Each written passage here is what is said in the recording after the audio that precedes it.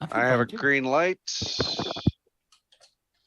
No, no, no, no! Ah! Hi, this is Dale Lear, designer of TRS-80 Color Baseball, and you're listening to CoCoTALK.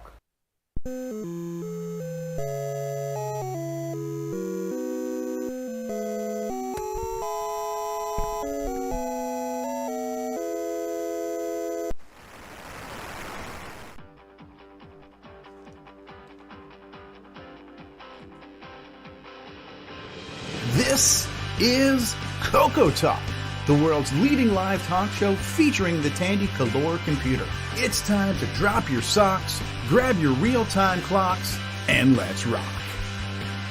CoCoTALK is rocking the 8-bit world, keeping the Tandy flame alive. We may be mocked, but we'll never stop, cause CoCoTALK is rocking the 8-bit world.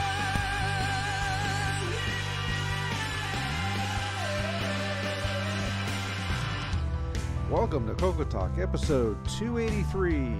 Today we'll have a live report from the Portland Retro Gaming Expo from Tim and AJ.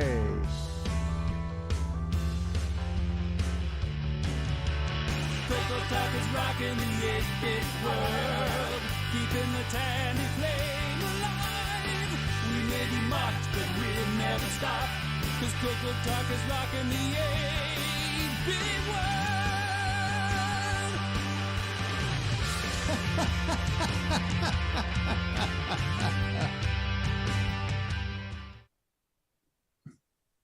Hey, amazing. We pushed the button and the show actually started. Let's keep it rolling.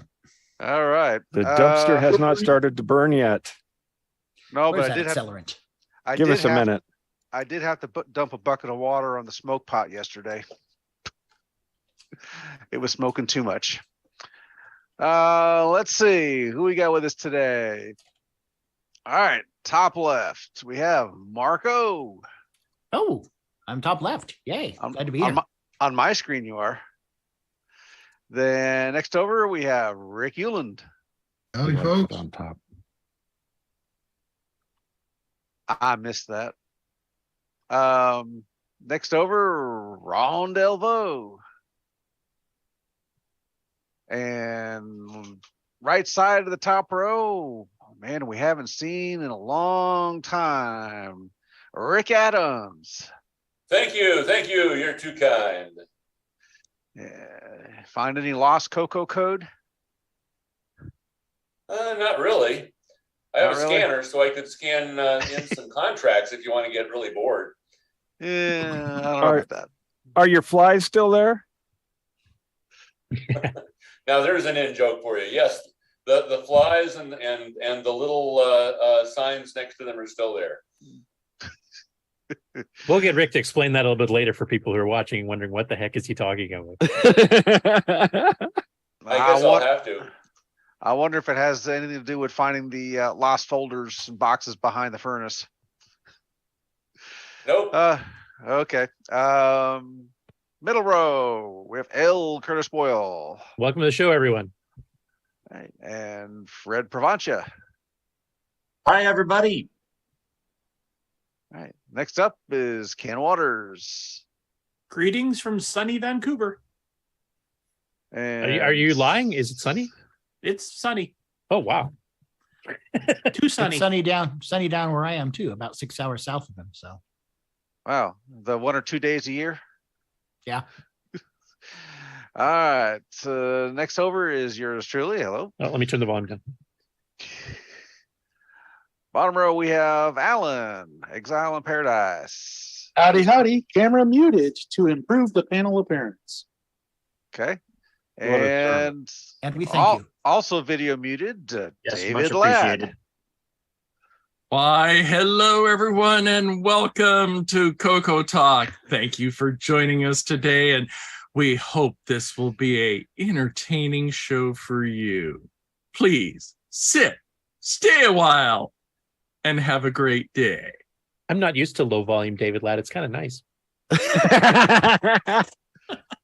That's why I wasn't going to say anything about his lower volume earlier. Let's see. Last but not least, we have James Diffendeffer. Hello. Okay. That's all I got. All right. I'm deaf. I'm deaf. Okay. Tell you what. Let's do the GameON results, since that'll be a little shorter today. Oh no, I can drag it out. I have a button here somewhere for this. Yeah, you got a window, so don't exceed it. Get on it. All right, here we go. Oh, well, you know what? I got to share so you guys can actually see the thing. All right, here we go.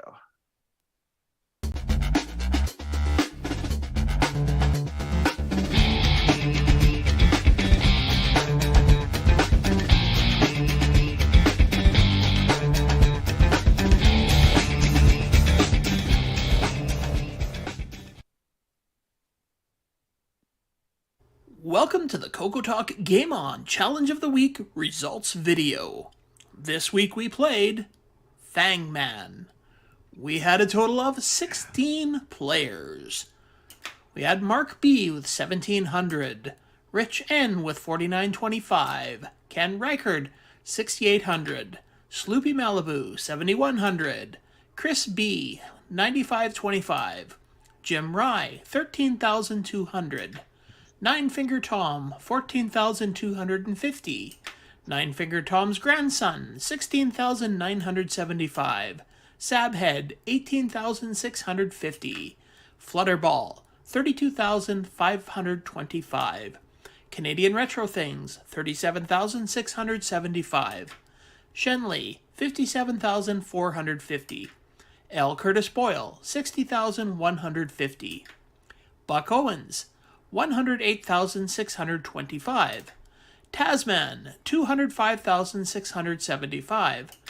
And the number one score this week is Mr. Dave 6309 with 292,950. Thanks everybody that played this week, and we will see you again next week. Curtis, you're right up there.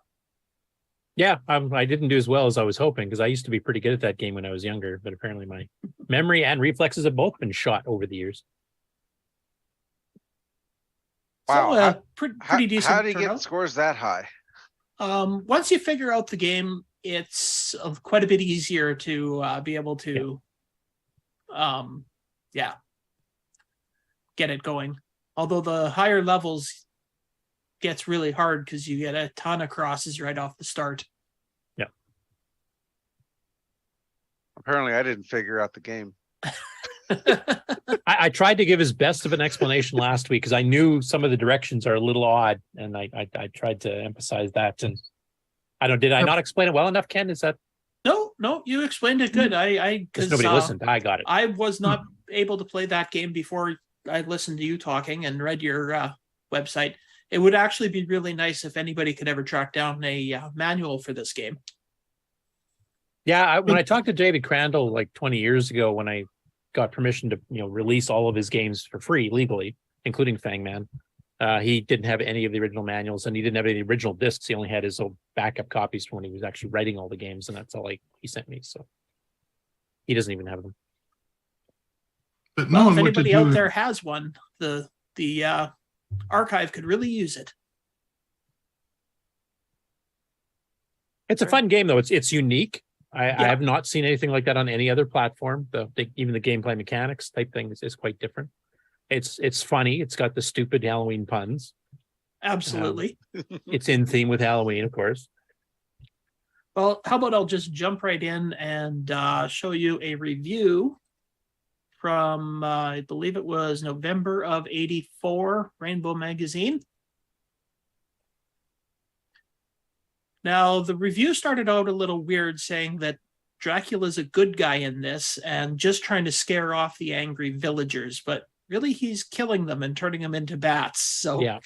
I wouldn't say he's much of a good guy. He's good if you're into population control. Yes.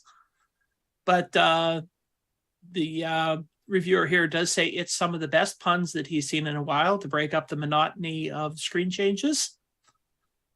which is true. They are some really bad and sometimes very funny puns between the screens. Something I did not know is that there's a timeout feature that you could just press the T key and it pauses, and U to unpause it. So when you get a little further in the game and you need a break, then that would have come in very handy. But this reviewer really liked it. He gave it a 9 out of 10. So, and one thing I really found interesting is on the same page that they have the review here, they've got an ad for girls only, an easy to use, high resolution color clothing designer program you can buy. That is not a program I've seen in person. And wait, it's not in the archive? Holy cow. And they wouldn't write ad copy like that today. No, they would not. I find it really weird because even back then, some of the top clothing designers were men. So, yeah. But it's a way to get girls into liking computers, it says. Make it about clothing. And see how well it worked. See how well it worked. See all the women on our panel today. I mean, oh yeah. Okay, never mind. Anyway, so a definite positive review of the game there. Do you think Amy and Taylor might have seen this? The game? The ad or the game? Either. The ad, I would say probably not. I don't think they've gone through all the old rainbows. No. But they will have now seen it. We'll have to ask them about it later. Yeah. Their next thing they make will probably have their new designs. Okay, so unfortunately our GameON Live did not work because Restream decided to take a dirt nap while we were playing Dracula. So we didn't play live. We just played in Discord this week on Thursday night. So the only footage I have of the game was posted by our very own Buck Owens. I think High Retro Game Lord has a brief clip of it too. Some of it's years old. So, well, this is Buck playing this week, so thought I'd show this. So,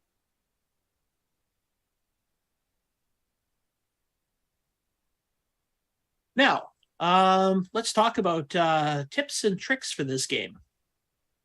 As Curtis had been saying before, the idea of the game is to trap the humans between yourself and the bat, and then I guess kill them, turn them into vampire bats themselves. Yeah, so you're they become basically your minions. turning them into vampires as well. And every time you kill all the people on the screen, you get a free man. If you do that before the time runs out, so it's a good way on the early levels to really bring up your number of men. Did I see that wrong, or the previous two ones that you showed, he actually ate the Blue Cross and didn't die from it? Yeah, if you're turn inverted, yourself, if you use the power up. Yeah, if you turn yourself inverted by holding the fire button down for about 2 or 3 seconds. Oh, that's why it looks weird. Yeah, you invert yourself and you can eat 3 crosses, but you cannot eat the sun. Yeah, and you can only eat 3 crosses once per level. So use it sparingly. And so tips and tricks. Well, if you've got a bat chasing somebody, try to get around the screen to the other side of somewhere they're going to be hurting them towards you. So yeah, meet them in the middle. Also, if you have little dead ends, if you can corral a human into there, you can get them yourself. You don't even need the bat's help at that point. Yeah. And if the humans get trapped between 2 bats, then the bats will hold them in place, which is helpful, or the bats will hold them into one of the little alcoves. So then they're just easy pickings, those ones. Yeah. Now, As we mentioned last time, basically, if two humans cross paths, like cross over each other, it forms a cross, which is deadly to you unless you're inverted. And if two bats cross paths, you'll get a little coffin, which is worth bonus points for you. So you can kind of, once you get a fair number of bats, as you get into later levels, you'll start seeing a lot of these things. It's worth a fair bit of bonus points if you're going for score. Won't really help you in the long run, like solve a level, but. And there we can see you just had a bat trapped. And the sun basically will just wander around randomly until he's got a direct line of sight to you, and then he'll track you down. So you can actually lure the sun around, and the sun will occasionally destroy crosses. So that's one way to try to clear it out. If you can lure the sun up to a path where you got a bunch of crosses you want to get rid of, and you've already used your power up, or there's more than 3 and you couldn't do it anyway, the sun will take out some of them as it's going across, but not all of them, as I Is it not all of them, or is it just that there's multiple crosses in one spot? I think it's not all of them, but you could be right. I'm not sure. Because I've noticed, like, sometimes when usually the sun will destroy it if it's just a random cross out in the middle of nowhere. But if it's in an area where a bunch of the guys have been crossing a whole bunch, then the sun has to go over it 2 or 3 times. So I'm just wondering if it's that it's multiple crosses. And basically, I think there's 8 mazes, and then you kind of cycle through them as you're going, and you get more and more men and more crosses that show up right at the start of the level. So that's where the difficulty comes in. I think it's the same number of crosses that show up, but immediately, like if there's 10 guys on the screen, immediately they're all crossing each other because they all start in the same spot. So they just create a whack of crosses right off the beginning. Yeah. But yeah, definitely a different mechanic in having to herd people towards you. We were talking about how it might be fun if they updated this game to that somebody could control one of the bats, so you could do a 2-player game. Yeah. Cooperative. Yeah. It'd have to be a little bit harder though, because I know people when I used to play this game a fair bit when I was younger, I got quite good at it. And I've seen some other people do it too. I think Alison Deneau actually is really good at this one, if I remember correctly. But basically, if you get good enough at it, you can literally play forever. You only stop because you're bored.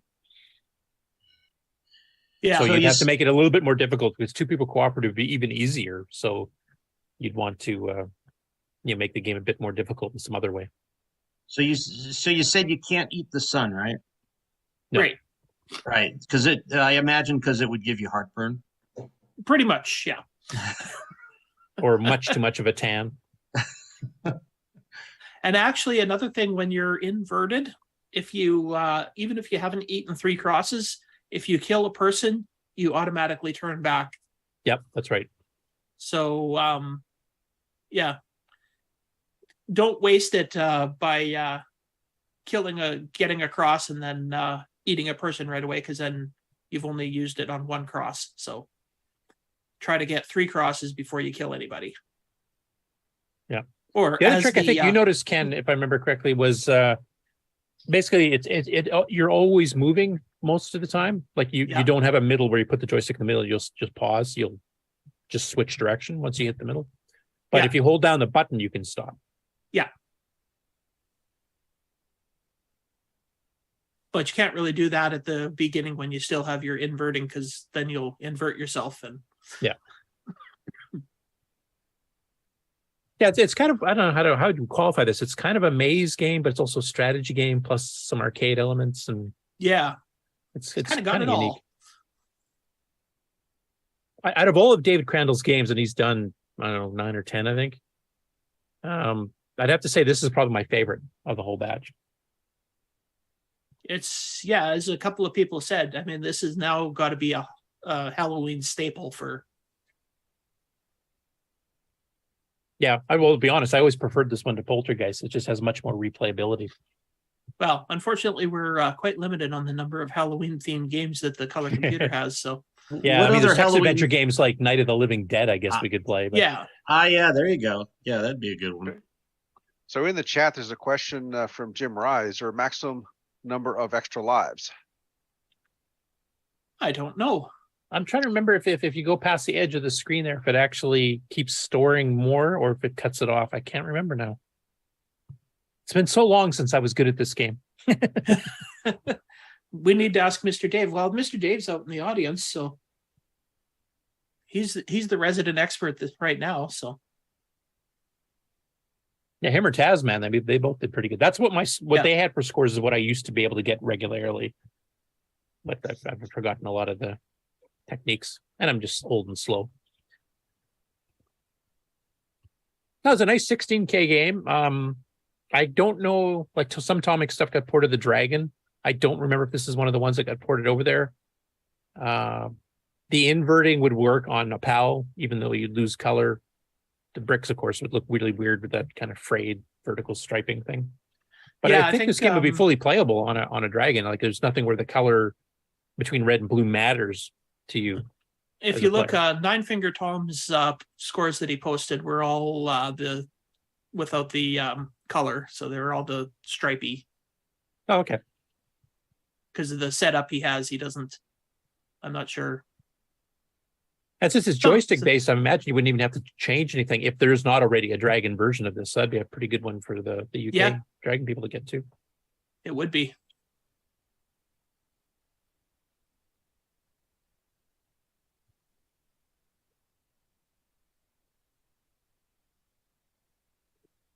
And yeah, I did find actually,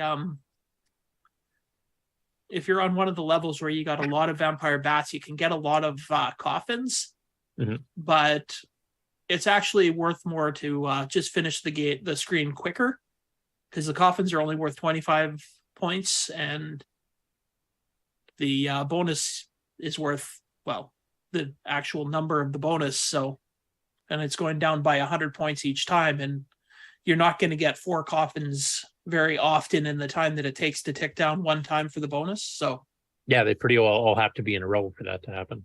Yeah. So if you're going for points, actually doing the trying to do it as fast as you can. Do it fast rather than collecting coffins. That's what I'm trying to say. Yeah. Now, if you still got that 1 or 2 humans that's kind of hiding out in Crossland or something like that, then yeah, you might as well get the points while you're at it. Yeah. And your timer, your bonus timer keeps going up for each level too. So it starts pretty low. I think it's around, what is it, 2,500, 3,000? So like, oh, it's less than that. I think the first level is like 500 or 600 or something when you only have one guy to kill. Oh, I thought it was more than that, but could be.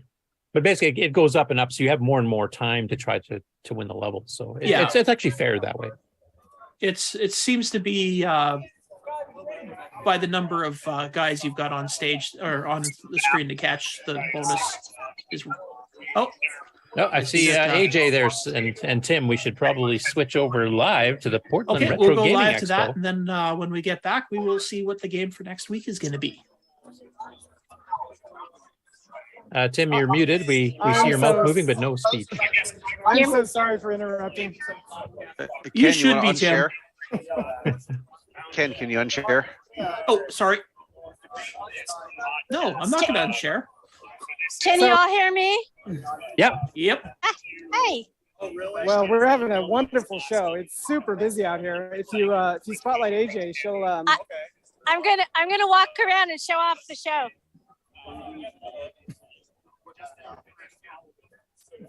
Oh, everybody! This is our other brother. You might as well zoom AJ's if she's showing the show floor there, Mark. The shy one. We all know what Tim looks like. He doesn't want anybody to see him. All right, look at this show is so busy. Wow, that's pretty big too. Yeah, holy cow. It's huge. I'm gonna go over. I haven't been to the arcade yet. I'm gonna walk over there. Yeah, the arcade's pretty awesome. Yeah. I'm jealous. I want to be there. If anyone gets seasick with me walking around, tell me. That is a big venue. Holy cow. That's must be getting close to VCF size for one of their halls, isn't it? Yeah, go AJ. I was gonna say I think they've taken up 3 halls. Oh, that is a VCF size show then, like VCF West. let me tell you, the show was canceled for 2 years in a row, so there's really pent up. There's really pent up for this show. Oh yeah, I'd imagine. Yeah. Hi guys. Wonder how many visitors they get. I would say at least a couple thousand, maybe. Oh, they're gonna. I'm sure they're gonna do 10,000 this year. 10,000. Okay. All right. Yeah, I believe it. Wow. That's a fair bit bigger than VCF Midwest because I think that's only a couple thousand, isn't it? So all the video games are on free play, so you just have to buy an admission. Look at all this wonderful pinball machines. They got a bar in there and DJs. How long has the show been going on, Tim? Do you know? For about 15 years. No wonder you moved up there. Yeah, we got a. So we're having a great time promoting our show and just meeting everybody out here. Wanted to give you guys a glimpse of what's going on up in Portland. If anybody's near Portland, come on down. You'll have a fun time. What are the hours for today and tomorrow? It goes till 5 p.m. tonight, and it goes 9 to 5 tomorrow. Okay, because I thought I saw on the website there's some seminars or something going on until 10 or something. Yeah, there are seminars that go a little bit further, but they closed the commerce section down early. I'm not sure why. Oh, okay. The arcade and the seminars go later. I think I'd probably spend most of my time in the arcade. Holy cow, it looks like a lot of fun. Yeah, it's full of stuff, of game, every game you want. Yeah. Now I know you guys were posting that you guys wanted to be challenged by people wandering the floor to play against the two of you on some games. Has that happened yet? Nope, nobody's challenged me. Actually, actually that's not true. Yesterday during setup at the Intellivision booth, I was challenged to Intellivision baseball, and my ass was handed to me. That guy was amazing. A living room, and they're playing Atari. On AstroTurf. With the big wood grain TV, that's awesome. I love it. Oh, and there's the brewery over there in the background. Craft Brew, Portland's best. We'll be hitting them later, probably. So there's another My Drunk Sibling episode coming out of this too, then you're saying? Yeah. That's the idea. Yeah. We snuck in contraband, so we actually have other ways to get vibes. Are you saying the alcohol content is too low in these beers? You had to bring in your own moonshine, or what are you saying? Exactly. Yeah, you nailed it. Well, that's okay. The Diet Dr. Pepper 2-liter bottles, sometimes some of those come with 20% rum mixed in them when they come in. AJ, turn to the right. What? Almost behind you. I want to spotlight something. All right, see those guys sitting with the lights? And that's classic. That's a classic Tetris competition going on right now. Okay. Top level players. Do they have like a lot of cooperative games where people are playing against each other, like a big line of Doom or something like that, or Quake? Cooperatively, what you want to look for, AJ, is called Killer Queen. Oh, I just passed it. Have you guys ever heard of Killer Queen? Right here. I've heard the song by Queen. Yeah. So here's their booth. There's their booth. There's a game out there called Killer Queen. It's 8 people at a time. There's the console right there. Usually a bar will buy them, and people will set up leagues to 4-on-4 to play each other. It's really, really fun. It's not widely known, but it's great. There's four people playing right now on 2 consoles. Yeah, you can see they have, oh my gosh, is that 6 or 8 stand-up arcades? Yeah, it's a really fun game. They have 6, I think. I have not seen that before. That's interesting. Yeah, instead of bowling, people get together and do this.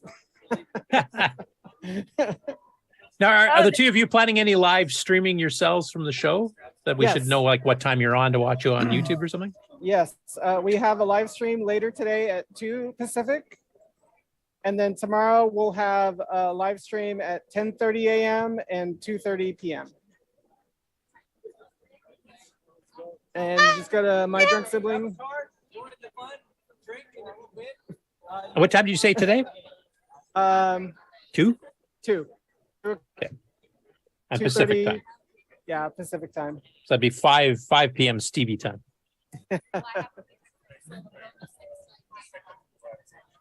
3.5 hours from now. 3.5 hours from now, we'll be doing a stream. Otherwise, we're just interacting with the people walking by. So you're going to be stepping on the end of CoCoTALK when Curtis is just doing the news. Oh, no, not today. Mark's kicking me out early, so. Well, yeah, what we're going to do in television first, so it's not going to conflict at all. Now, have you had anybody actually come up to the booth and recognize your show yet, or? No, nobody has recognized us yet. Yeah, and you were supposed to be there to help with that. We're here to get subscribers today. So anybody hasn't subscribed yet, please do.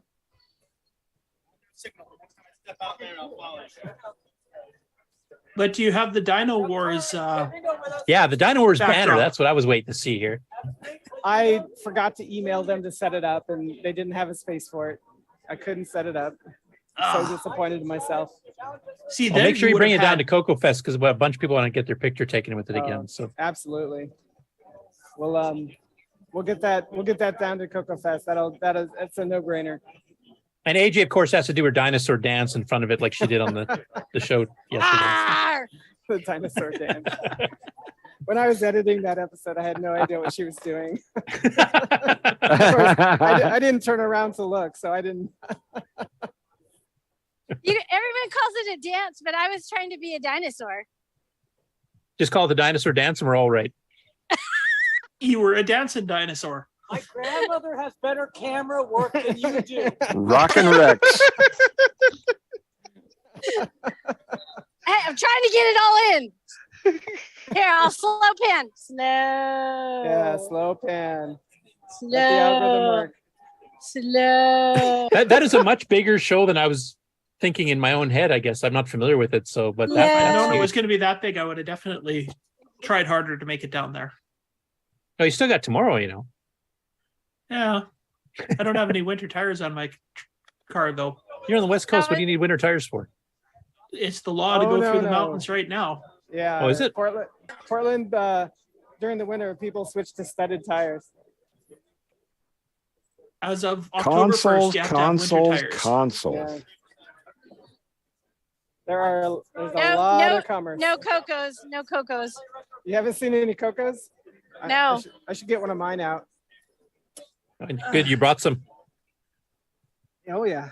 Really blow them away. You should put Fang Man on it and have it kind of Halloween themed there. What's that? Oh, you're looking at the. Or load up some of the transcodes. Well, I have a MAME system for that. Yeah, but it's not nearly as impressive if you're not playing it on a on the 40-year-old machine. Computer. I certainly understand that. I just wonder, like at a show like this is definitely game oriented as opposed to computer oriented. I don't know, would the people there, Tim, from what you've seen, have the technical background to, understand an 8-bit versus 16-bit, or is it more just about the gameplay and like where Zelda came from type thing? Well, you got your technical people and you got your game players. There are a lot of programmers here. Where it's just a lot of fun. Okay, so it's a good mix of everybody then. Yeah, it's a really good mix. Yeah, I agree. A lot of nerd talk going on that I don't understand. But then there's the bar, so you're fine. Right, exactly. Nerd.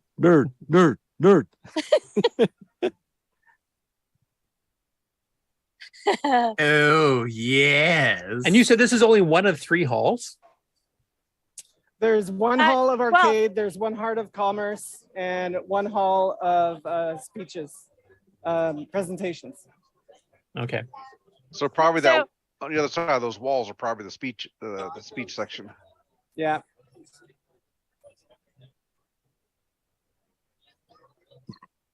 You guys, you're really missing out on coming out here. You better be here next year. I'm definitely planning on that. Yeah, this looks like right up your alley for Also- your channel, Ken. Sorry, go ahead, AJ. I was going to say also, Tim and I have booked our flights and our hotel for CoCo Fest, so we're definitely coming.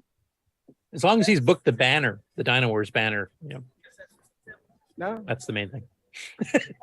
yeah, bring the banner.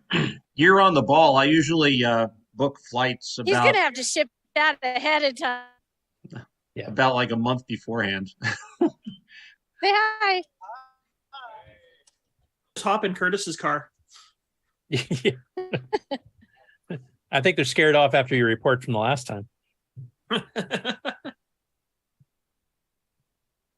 That's funny because I've driven through Seattle, Portland down to Petaluma in January, and I never got told I had to put winter tires on. Maybe Well, they saw my definitely plates and here just in figured I already BC, know how you to drive in can't- the winter. You can't leave the Vancouver proper without having winter tires on, because they will stop you, tow your vehicle to the nearest backwoods Geez, tire I've done that shop trip multiple that, times. I've never had that. Yeah, they're So quite many plushies. they're a lot stricter on that now. Okay, I'll have to remember that. Ooh, pardon. Well, AJ, how much longer do you want to do that? I'm headed back now. I'm just giving a final preview of the last row that I think I went through. Yeah, we have to see a good zoom up of your own booth there and see what all you have set up there. Oh yeah, it'll look pretty. I'm almost there. I'm almost there. Yeah, traffic around here is horrible. Yeah. Not just game room traffic, but Portland traffic. Yeah, I'm surprised about how many artists are here selling original creations that are really quite good. There's the NBA Jam announcer. Yeah.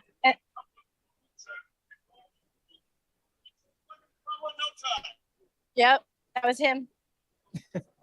Sorry to swing around so fast and make everybody dizzy. There's another guy who drew the never mind. Not so much dizzy as a blur.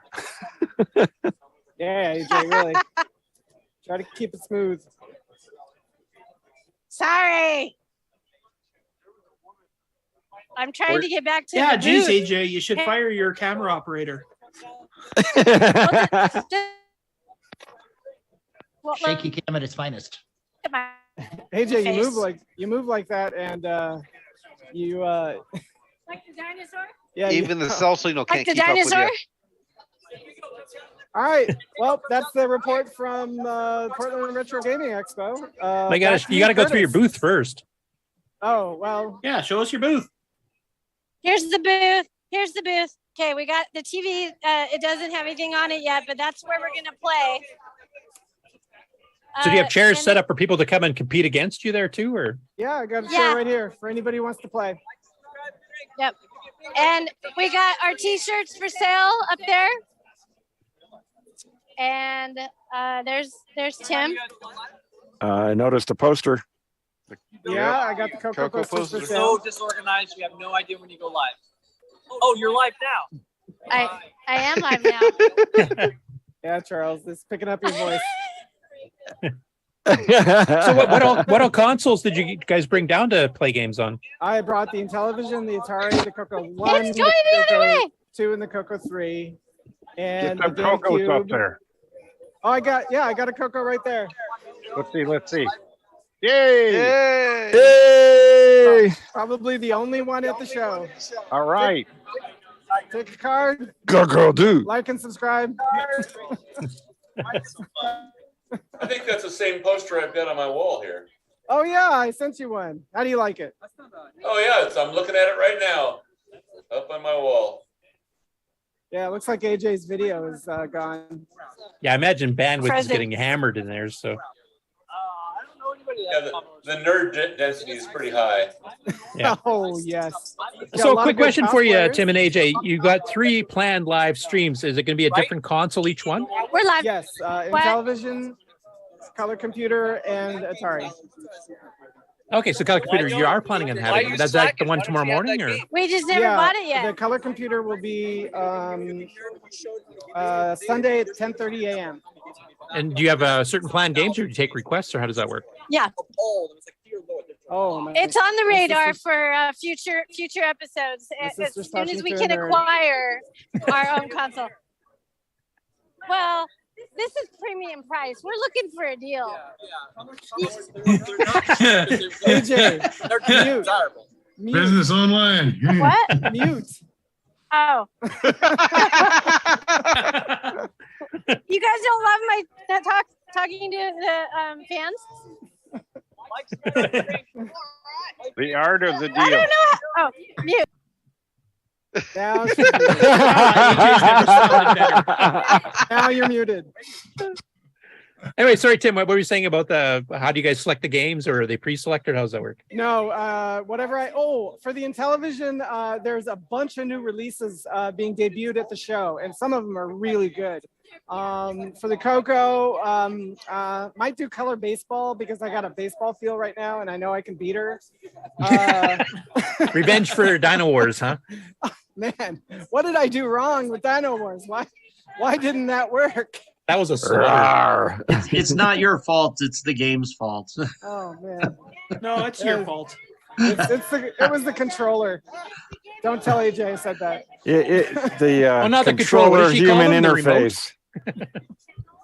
Yeah, I'm so glad we did that one. That was so much fun. All right, I'm going to send it back to you, Curtis. Have a great show. Yeah, you too. And hopefully some fans will be out there that have actually seen the show before and come and say hi. Yeah, it'd be fun. Over and out. We'll leave Zoom right now. Okay. Later. Right, Thanks you for two have a popping good on. one. Later, Jim. Bye. Wow, that was a big show. All right. Yeah, that was much bigger than I was expecting. I really had no idea how big it was. Oh, we're still looking at AJ. So that's cool. They're doing multiple consoles. The CoCo's on for tomorrow morning. Sounds like color baseball will probably be the head-to-head. So people can join in that 10:30 a.m. East or Pacific time, which would be 1:30 p.m. Stevie time, Eastern. Yeah, that's pretty neat. Looks like a really fun show. You'd think they'd want to play donuts, you know? Now, has anybody here on the panel been to that particular show before? Like, Mark, you're not too far from there either, are you? No, I've never made it up there. Something always seems to come up. I just got back from vacation and I have a sound gig I have to run tonight, so not going this year either. Mark, I'm pretty sure Nick Morenni's won't be there, but you don't make your vacation like computer oriented, you know?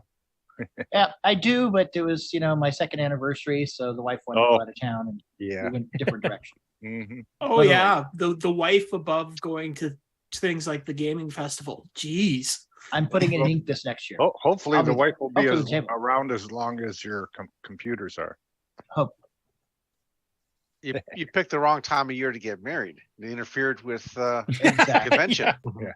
Yeah, because that always goes over well with the fiance. Can we postpone the wedding? I got CoCo Fest. Yeah. Let's see. We still have to announce the next week's game. Yeah. Yeah. Well, flip back to that. Okay. Well, I guess that's me. So we unfortunately don't have a lot of Halloween games to choose from. But most other ones I know of are adventure games. There's Vampire by Aardvark. There's Night of the Living Dead. I can't remember who made that one. There's a bunch of those. But we've got a new Halloween themed game of a game that we've done before. So we're going to revisit the Halloween version of it. If anybody recognizes this. I sure do. Sure. Shoemaker. And you're showing the CoCo 3 or CoCo VGA version right now. I am. Which? I don't know, one of them. CoCo 3. So that, of because course, multiple versions now actually coming up in the news here. So yeah, that of course is Ghost Rush Halloween Edition. So we will, and also isn't that being played at the Europe thing this? Yeah, the right Dragon now, 40th anniversary. They are doing the brand new release, which we're getting to the GameON news here. The the Dragon 3264 version of Ghost Rush Halloween Edition 2022 is their official game for the show, the 40th anniversary of the Dragon. If you are in the Dragon community and you're going to be playing that at the show, you can submit those scores to our high score challenge. Yep. Yeah, because it's at the core, it's the same game, just different graphics modes, etc. So yep. Will there be a giveaway? Not that I know of. No. Okay. Not unless you're donating something from your garage, Ron. I see there's a picture of candy corn on the title page, so there is an element of horror involved. Yes. Yeah. What do you people have against candy corn? Candy corn's awesome. I bought some candy corn and my kids ate it up in like half a day. I'm surprised. I admire their restraint, is what I would say. High fructose corn syrup. Was it hard getting to the bathroom after that?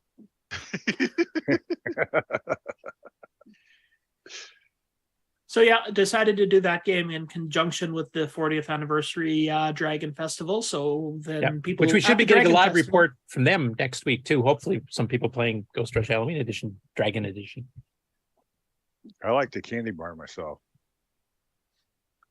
I will mention. Well, actually, I'll wait till the Game On News here when we cover it. But there's a bit of uniqueness to the Dragon version that's different than the CoCo 1, 2, or 3 version. Is there an MC10 version yet? There is a Ghost Rush. I don't know if there's the Halloween one. I know it's being worked on. Oh, okay. I wasn't sure whether the MC10 had been ported to the MC10 yet, but you can play this one on CoCo 1, 2, 3, or MC10. So I want to see it. Or not ported to MC10, sorry, Dragon. CoCo 1, 2, 3, or Dragon. I want to see it ported to the pocket computer. Absolutely. Get on that, Fred. Move the dot to the next dot to the next dot. How about the Model 100? Port it to the Model 100. That probably could handle it, actually. Yeah. Yeah. Dave Veary, Mr. Dave 609 is saying Gunstar is a horror game. That's just because he sucks at it. Would you consider? I guess it is kind of a horror game in the later levels. I think, Nick, from the the place where all the humans are getting processed to be food. Well, sort of. What later? Yeah. Gunstar has later levels.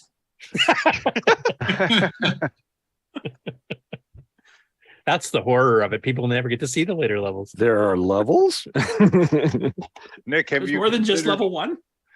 Nick, have you considered making any of your games a new version? Like for like a holiday theme or Halloween or Christmas or something? No. Once they're done, they're done. I'm on to the next one. Come on, just try make 0 Hour with the guy wearing a Santa suit. So it's Santa saving the world. No pumpkin dilemma. No. Oh man, that would be cool. Pumpkins. Pumpkin pies rather than donuts. Yeah. Pumpkin fall. Turkeys trying to kill you. Donut dilemma with candy corn. Then when you buy the game, you get a bag of it. Then there's always Nightmare Highway. Yeah, or Robot Nightmare now as well. Or Pumpkin Chad, try that one, Nightmare. Rick, or Rick Adams. Oh, you're muted. I'm sorry, what? Have you had a chance to try Ken's new game, Robot Nightmare? No, I have not. It took me a long time to play Nightmare Highway also. I had to finally... Oh, you were busy writing a song and all, so... Well, yeah. We're waiting for the Robot Nightmare song. With all these new games, I've already told update him that. I've already told him I will. You can put my review of your game on it. Basically, I told him I will not be writing a song about this one. That's what I told him. And told him you can put that in your ads if you want. It's sort of a palette swap. Robot Nightmare. Yeah. Well, that's it for the Game On. So, ready for some Game On news? Yeah, I can go straight into it if you wish, or you can play a little intro thingy if you want. Yeah, how about the regular news intro? From around the world, what you need to know.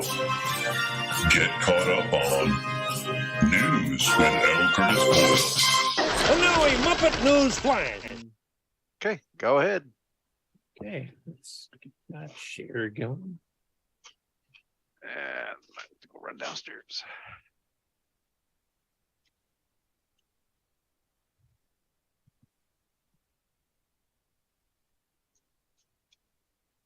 Hey, you guys can see that?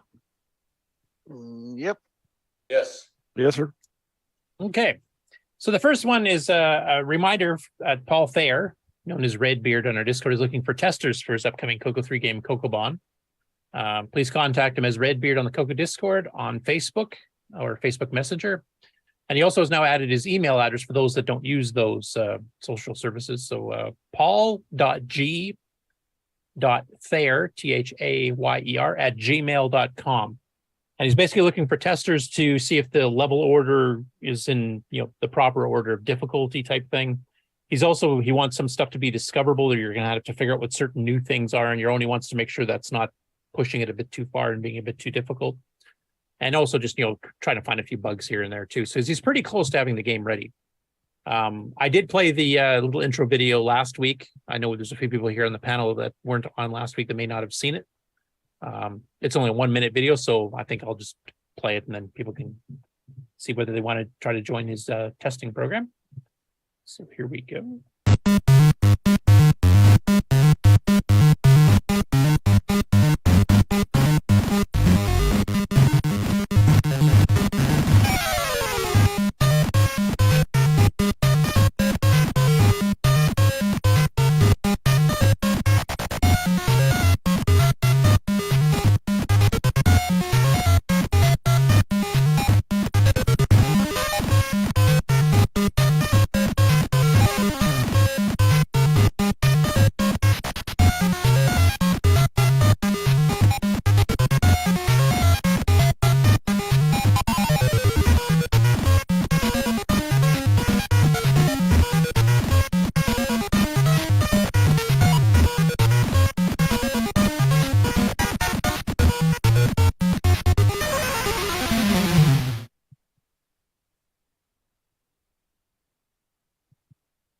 Anyway, that's the video. So if you're interested in that kind of game, it's at first glance, it looks like CoCoBon, which of course we've got multiple versions of on the CoCo. But this goes a far, far beyond that with a bunch of arcade elements and bonus squares and deflectable lasers that have to unlock doors and keys you have to get and all kinds of things. So there's a lot more to it. It's actually kind of fun. I've done a little bit of beta testing on it myself. If you like CoCoBon, you'll really like this because it's there's much more to it. And it's just a lot of fun. It's CoCo 3 required, 128K. So, Rick Adams, since I don't think you've seen it before, just wondering what's your first opinion seeing it for the first time? Oh, my first opinion is I wish I could have done a soundtrack like that for The Last Ninja. Unfortunately, The Last Ninja was declared it had to be on OS 9, and OS 9 is good for many, many things, but it wasn't good for that. No. For that sort of a game, yes. The soundtrack at the same time that would have sounded equally good as that or better, no, it can't do that. So if they had not had it be for OS 9, well, I still would have burned out, but the soundtrack would have been nicer. So those are my thoughts. Well, the big regret I have that Tandy never, they had the sound speech back out and it did not work at 2 megahertz. So, and it's a fairly easy hardware mod to fix that. If they had just updated it for the CoCo 3 and started selling that, because the OS 9 drivers were already done and the speech part was supported, the sound part was supported, they could have actually kicked it up to 2 megahertz, and then you could have, just made that a requirement for this kind of thing. Sure. Yep. Yeah. Too bad. They didn't really understand that. Well, it just wasn't possible. Yeah. Anyway, hit him up. As we mentioned, you can get a hold of him on Facebook, Facebook Messenger, the CoCo Discord, and also by email at paul.g.thayer@gmail.com. And also, I want to add that, as if it isn't obvious, that was really impressive. I really liked that. Yeah, I bet that little intro for his logo for Redbeard, that's my favorite part, actually. I mean, the game's really fun too, but that's such a nice effect. And not one we've really seen on a CoCo before.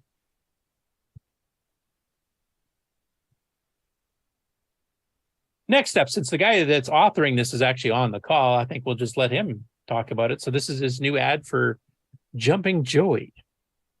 Yeah, well, it's pretty well the very last routine is all I'm up to now. So I've been doing that, well, today and tomorrow I should have that finished.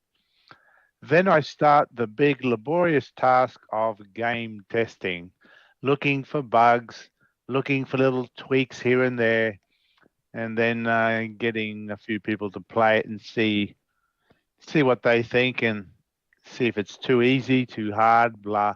So there's a few steps still to go, but it's very close to release now. And as you can see, I've got the 3 screens there, all with their now colored backgrounds. So it's come out better than what I expected. It's got the background music playing, and I hope to have a play video available for people to see soon. That's all. Now, the one thing I did want to mention, just so that people at Dragon 64 are aware of it, is because the Dragon 64 changed the way the VSync and HSync worked. So basically HSync, which you're basing your music routine on, which works very well for CoCo 1 and 2 and Dragon 32 to play your 2-voice background. On the Dragon 64, HSync fires only during the actual displayable area. When it goes into VBlank, it just stops. And so I can't remember I remember you hit this with one of your other games. I think it was Pipes. So does it stutter, or what exactly does it do? It plays the music, but you hear the breakup. You hear the breakup, the chop. Okay. A lot more. So you can still hear it, but it's you want to turn it off. And you can. And you have the key to hotkey to turn it off, so you don't have to listen to that. Yeah, there's a hotkey you can do. If the music's driving you mad, whether it's because of the Dragon 64 or my composing, you can just press the M. It still keeps the sound effects going, but the music is turned off. Yeah. And for those who aren't seeing this but are hearing this on the podcast, it's 16K of RAM required. So it runs on a CoCo 1, 2, 3, Dragon 32, Dragon 64. Runs on emulators. Should be able to run on XR Online if you want to try that once you buy it.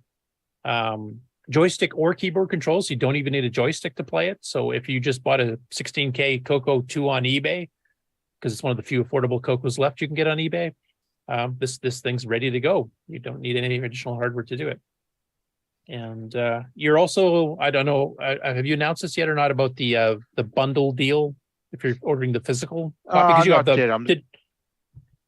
Not yet. I'm thinking, well, I'll do what I've always done and have a digital download available as well as a CD. But I figured I might make the CD. I'll just combine my pipes and my Rally SG all on the one CD, and I'll just call it, the arcade CD for all CoCos. CoCo. Yeah, it was Semi-Graphic 6-pack or 3-pack or something. Yeah, I thought, well, they're all games for that early era CoCo. I thought I'll just make one CD and put the lot. That way, if you buy the CD of Jumping Joey, you get the others as well. It's like a triple pack. So, still working on that. Cool. And of course, as you usually do, if you do order the physical collector's copy of it, you actually will get the digital download within 24 hours. Oh, yeah. So you don't have to wait for it. So people don't have to wait for if you're in the US, I think the CD only takes at the most a week to get to you. But if you're in Australia, for example, when I ordered Robot Nightmare, which is made by the same people, the manufacture the CD by the same people, it can take almost 4 weeks to get here, which it's weird. I would have thought Australia would have just gone downhill much quicker, but anyway. So that's part of Ken's game you were mentioning there, Shipping Nightmare. Robot Nightmare. It's got longer to swim. Yeah, well, maybe because they use the same CD manufacturer as well. Well, it's good to hear that you're nearing the end of your project too. So we've got quite a few we've got the Halloween edition of Ghost Rush for a variety of computers. Jumping Joey's coming out soon for variety. Robot Nightmare just got released for a variety, including a Dragon version that just got released this week, which we'll be covering shortly. So yeah, it's a good time to even have a CoCo 1 and 2. It's actually all the new games will run on CoCo 1s and 2s as well as CoCo 3s. So yeah, it's a CoCo 1, 2 Dragon 3264 Christmas. Basically, there's a whole bunch of stuff coming out. And the semi-graphics modes is a mode that Tandy originally didn't want anyone to use. Yeah, even though they did use it on their own stuff. Well, they used it just for Spectrum Analyzer, didn't they? That was the only. No. They used it on Atom. Oh, did they? Used it on. I can't remember if the diagnostic card used it or not, but yeah, Atom for sure, because the periodic table is using like semi-graphics 8 or 12. I can't remember which one. All right, yeah. So no, they've used it a few times. Yeah, because I remember back in the day they were saying, this mode is not going to be supported. Do not use. Yeah, and I maybe if Mark's still in the chat there, Mark Siegel from Tandy, if he can explain as to why that decision kind of wasn't solidified. I guess I don't know. Maybe maybe they originally wanted it so that it would be easier for people to port a game back to the MC10, because the MC10 did not have a SAM and did not support these higher semi-graphics mode, though ironically enough, it did properly support SG6. So I don't know if that had any part of the decision or not, but yeah, I mean, third party, the Dragon supported it probably the most because they didn't have a stipulation saying don't use this. And they had quite a few games that were based on the semi-graphics 12 and 24 modes. The CoCo had a few, most in the earliest days, like 81, 82 is when most of them came out. I think the CoCo is the only computer that used the Motorola 6847 BDG in conjunction with the what is it, the 6883 SAM chip. Yeah. I think every other VDG system didn't combine the two, because you only get the semi-graphics when you have that chip in there as well. Yeah, which is basically the Dragon and the CoCo. And the Dragon and the CoCo, yeah, that's right. Every other manufacturer said, no, we don't need that. They just use the video chip because it does all the main modes.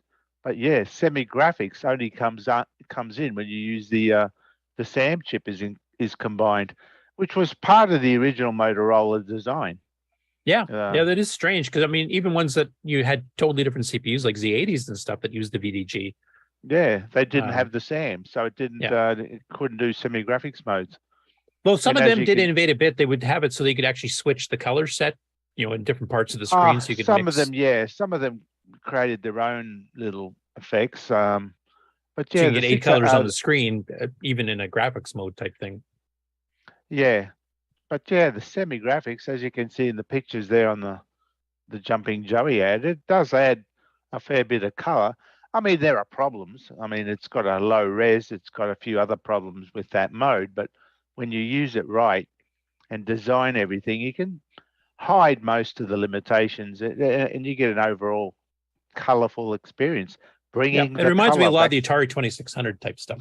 Yeah, that's right. Anyway. Yeah.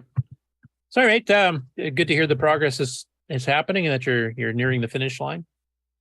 And so I'll be glad it's over so I can start the next one. Yeah. And we'll let Ken decide as to when, after this release here, how long he wants to let people practice before he makes it the official game of the week.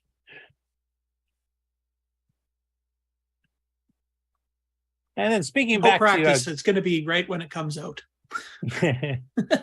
So next up, Paul Shoemaker did the announcement here that he's got the Ghost Rush Halloween edition for the Dragon 3264. Thanks to Paris Surratt for converting it over to a disk image so they can actually download the virtual disk to play on Dragon. And then he's also got the separate executable binary file. These are in the Dragon 3264 Facebook groups. So you can download the bin file. Now that will work with XWAR. You can actually specify XWAR, just load a bin file directly and don't need a disk image at all. So this is for that type of person that can just instantly load it in and fire it up. Let it go. And for those who have not seen the Dragon version yet, I will play the little promotion video that he's done. I will also mention one thing on the screen here where you got the background of the twisty trees and the cross and the graveyard. You notice the Dragon logo itself in the lower right corner hidden away in the red there, which is kind of cool. And candy corn, it looks like it's spoiling due to the colors, which I mean, quite a few of the sounds of it probably think it's spoiled beforehand. Maybe this is improved. I'm not sure. But he's also mentioned that he doesn't show it in this video, but one of the shapes that comes later in the game is unique to the dragon on the dragon version, and he hasn't said what that is. So I'm hoping we get to see that from the live report next week. Anyway, sorry, somebody was saying something? Well, I just said I don't think candy corn can spoil. I'm spoiled. Anyway, I will play the video, and you guys can see with the forced 4 colors of color set 0, which is basically green, yellow, blue, and red. And it actually looks still pretty good.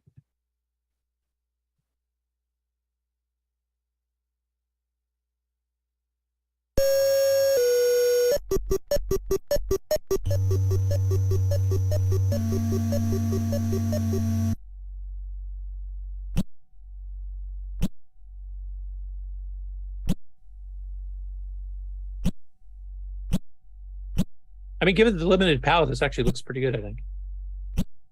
Yeah, he's done well.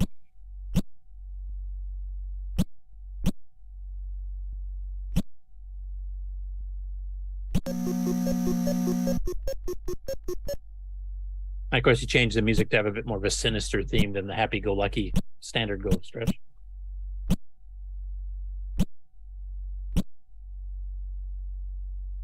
And of course, he replaced the Pac-Man that comes after you a little bit later with the same as he did on the CoCo 1, 2, and 3 versions.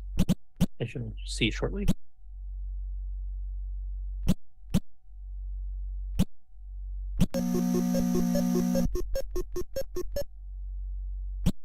With a pack pumpkin.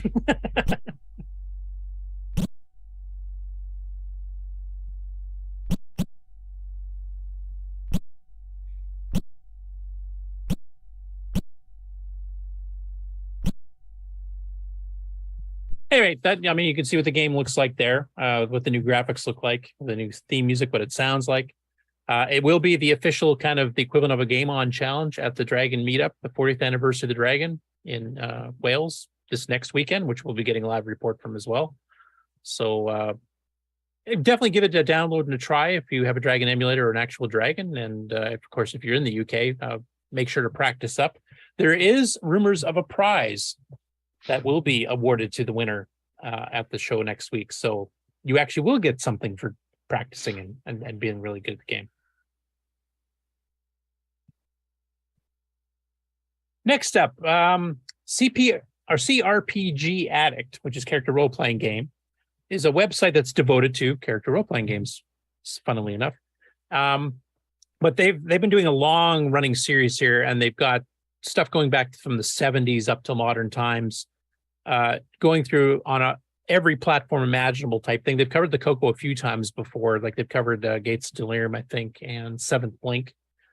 And this one here is a bit of a rare game. The other two were by major software manufacturers for the CoCo, Diacom in the case of Gates of Delirium, and Oblique Triad for the Seventh Blink, which is a CoCo 3 only Ultima style game.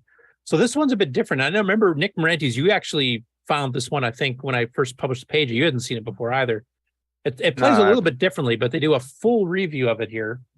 As far as you can get, you can see the splash screen there, and then he kind of goes through, here's what the actual manual looks like, which they kind of joked about. That's the typical, one-person shop on the kitchen table, drawing your own manual covers and stuff.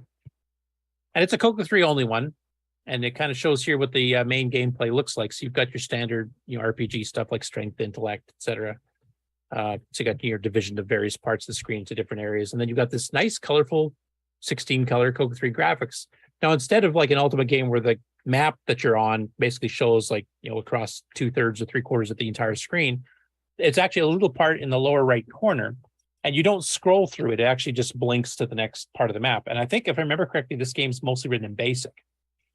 And here's a rough map of the world as he's discovered, the guy who's reviewing it here so far. And then you can see it shows that you're in the maze, you just wander around, you got to beat up and kill things. And you'll see the word "in" over top the map if you go into a stable, and there's other characters you get to talk to, etc. as well.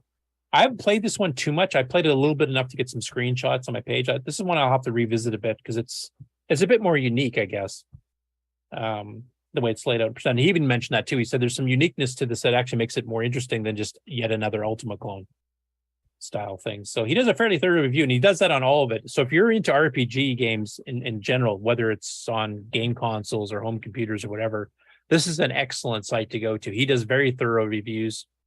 Some of the games he's played for dozens and dozens of hours before he even writes the review. Some of them he does in multi-parts as he goes further into the game. So he does very extensive reviews of this style of game. And the CoCo showed up a few times. So. What's that? What's this game called again? This game is called The Power Stones of Ard. Oh, I have heard of it. I haven't played it before, though. Okay, cool. And I'm trying to remember. There might even be a part 2 to this one. There was. I can't remember if this is the one that actually had a sequel. But yeah, it's definitely worth checking out because it's not one that I think a lot of people have seen. Next up, speaking of the Dragon, so now they have some competition for the Ghost Rush. Ken Reichert, thanks to help with Mike Miller, has made Robot Nightmare, now ported the Dragon 32 and 64. So you can order that at the itch.io page that Ken has, where if you want the digital download, and there's a link from there as well that will take you to the physical copy one, which as Nick stated is through, what is the name of the company again? Kunaki. And they actually make the jewel DVD case type thing. I won't play this here because we've played it a few times. Plus, it's already been a GameON challenge, so I think most people are familiar with the game. Loosely based on Night Stalker on the Intellivision, and what was the name of the Atari 2600 version, which is a little bit different, but by the same company. M Networks is Mattel, basically. Dark Cavern. Yeah, that's it. Thank you. So Dark Cavern on the Atari 2600. So it's more based on the Dark Cavern version than the actual original Intellivision one, but very fun game, and it's yet another semi-graphics one. So you get tons of colors all on the same screen. And for those who haven't seen it, this is the itch.io page. We can see some more screenshots, including the title screen and some of the creatures you'll be encountering. Multiple mazes in it as well. And then if you order the actual physical case, this is kind of with the jewel case, and I know some of you on the show already have it in your possession. So, but you'll notice it now says "and the Dragon 3264" on the bottom. So, Dragon people can join it. So the CoCo 1 and 2 and the Dragon both have been getting a ton of games the last few months here. So it's a Merry Christmas for both of them. And then we alluded to this earlier. So the latest Sibling Rivalry show live at the Portland Retro Gaming Expo this weekend. They decided to play Dino Wars. And this is a game that we've talked about a few times before that there doesn't seem to be an in-between gray area on this game. People either love this game or they hate it. I know some people used to joke, Dino Wars is the perfect cartridge to get if you want to do a ROM cartridge project, because you would just rip the ROM out and do your own thing. And yet I know every young kid I've ever shown this to, like age 7 and under, love this game. It doesn't matter that it's super old. And I mean, it does have like 3D perspectives and, scaling of dinosaurs. So for the time it was written in late 1980, which is the same year the CoCo got released. The cartridge itself didn't get released till 81, contrary to the copyright screen. It was quite advanced for the time. And it's also, if those have been to CoCo Fest, that we were alluding to as well with Tim there, he created a giant, huge banner that a lot of us got our picture taken in front of at CoCo Fest. I won't play the whole video because it actually goes off into a wild tangent about AJ talking about getting dragged around by her horse and stuff. So I'll let you watch the episode for the full details on that. But I will play the very beginning here because, as Tim had mentioned, he did not know what AJ was doing in the background when he was recording the initial intro, and only discovered this in editing. I thought it's cute, so we'll show it here. Hey everybody, today we're going to be playing Dino Wars on Sibling Rivalry. Tim, this banner is enormous. I know, isn't it great? It's 12 foot by 10 foot. Costs so much money. Why did you buy such a big banner? Because it's glorious. It's Dino Wars, I guess. Let's play. All right, I'm in. Anyway, I'm sure all of you have seen Dino Wars before. I thought that was funny. So since we have a bit of a panel here, I'll just take a quick little bit here. I'm a person who actually does like the game. The sound effects are really good. In fact, there's a bit of a backstory I actually posted as a comment on Tim and AJ's page about the recording of those sounds. But before I talk briefly about that story, I was just wondering, what is everybody else like? Who's here is on the pro camp and who's on the Man, this is a good cartridge to replace the ROM in camp. I think I'll have to play it more. So I have strong opinions. They're quite negative. So Dino Wars was one of the two first cartridge games that my brother and I ever got for our CoCo 2 when we first got our CoCo back in at the end of 1983. And it has a cool name. That's what attracted us to it initially. Ooh, Dino Wars, dinosaurs fighting each other. How cool. The gameplay, though, I found terribly lacking. Mainly, basically, what we did when we played was it kind of devolved to the two of us charging each other, hitting each other, and then mashing the fire button as fast as we possibly can until one of us scored a hit on the other. And it seemed completely random as to who scored a hit on who. So there was like no skill involved at all. We were just mashing the button while charging each other, and one of us would eventually go down, and it seemed completely random. And I got tired of that really fast. AJ might disagree with you because this is one of the few games she's absolutely slaughtered Tim, so she's going to claim it's completely skill. I didn't see any skill whatsoever in this game, but I personally loved it as a kid and still like it. So, yeah, I'm with Ken on this one. I mean, the sound effects are great, and like I said, I'll explain the story behind that in a second here. But the detection of who bit who, that is true. It's kind of awkward. You basically got to get a neck shot, and you've got to be within the same plane background. Like you have to be fairly level to each other to accomplish the hit. And of course, you can run into cactuses and fall down too. But just before I get into the little story there, how about other people on the panel?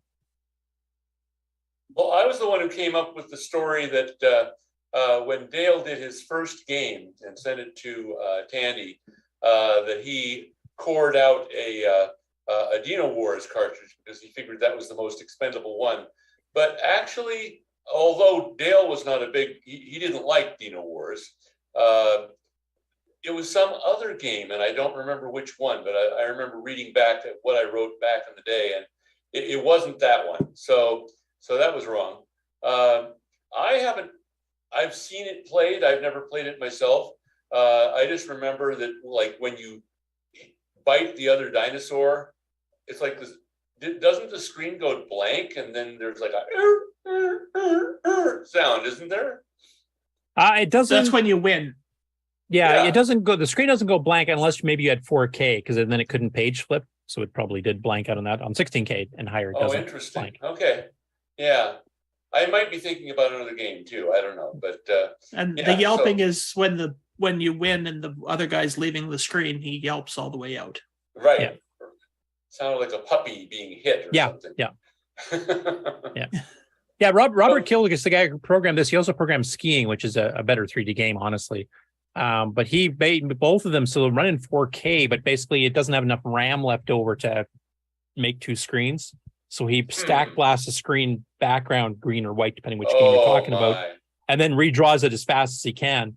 On 16K, it actually auto senses that and then double buffers so that you don't have any of that, but you will get some blanking on 4K. But the fact he got this to work on 4K and got Skiing to work in 4K at all is actually pretty darn impressive. Well, one of the things to think about with Dino Wars is the whole 3D perspective fighting game. What other ones at the time were there? And it was late 80s before any actually even arcade games came out with the 3D fighting like that. Like Pit Fighter maybe was one of the first. Yeah, and digitized sound effects too. There was actually some other game console that had a game like this, except you had weapons and other things. I can't remember what console it was for. It was like a PlayStation or something. So much later than this. I mean, PlayStation came out in the 90s. So you're talking like a decade and a half later. No, I think this game, like, for the people that don't like the gameplay, and there is definitely legitimate reasons to say the gameplay itself is kind of lacking. this would be viewed like some other games, like on the Amiga and a few other platforms, where it's more of a tech demo of like what you can do with 3D graphics, et cetera, where the gameplay isn't quite there, but from a programming perspective, it's actually quite impressive. And I would rank this one there. I will agree that the game does have some cool qualities. I agree. The sound effects are cool, and the fact that it's 3D is cool. The animation is cool. It's just my main complaint was the gameplay. It just seemed like it was always random, whoever bit who, and I just didn't like that. Yeah. I mean, honestly, I do like the game. It's not one of my favorites or anything like that, but skiing is definitely in my top ranked games because that one is really, really well done.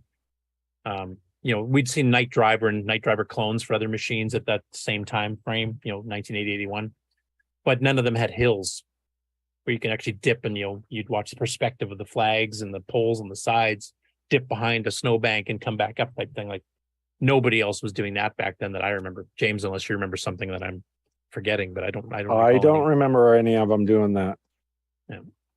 So that was a real, impressive one because I showed people that had played Night Driver on the Atari 2600 or even the arcade, and they were just flabbergasted by skiing. So Robert did some pretty good stuff, and he really understood this stuff. Now, briefly, I'll go into the background here.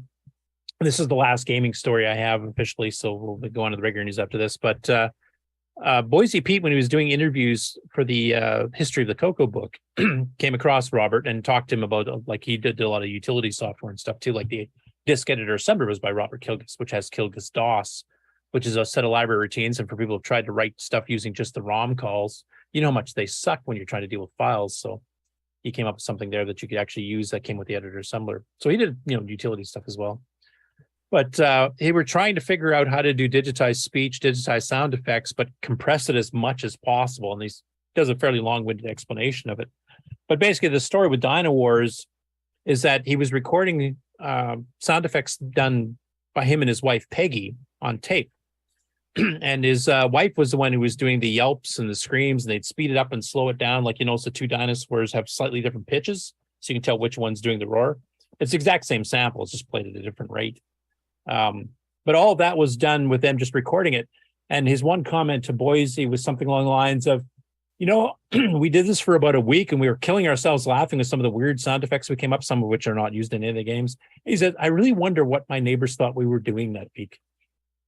Because apparently it was in summer and the window was open most of the time. So I have approached Robert about trying to come on for an interview. And unfortunately, where he lives, he's got almost no bandwidth. So he's kind of tentatively agreed to do a text interview, which isn't, really CoCoTALK's forte. I might still do it, maybe just put it on my site or something. But I was really hoping to be able to get him to come on. Maybe I'll try again. Maybe he's got better internet out in the boonies now. Because it's really, really fun to talk to him. Because he did some pretty impressive stuff. That's the end of the regular GameON news this week.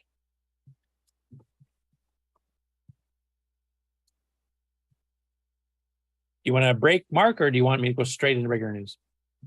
We could do the commercial zero break. Okay, let's do that. All right.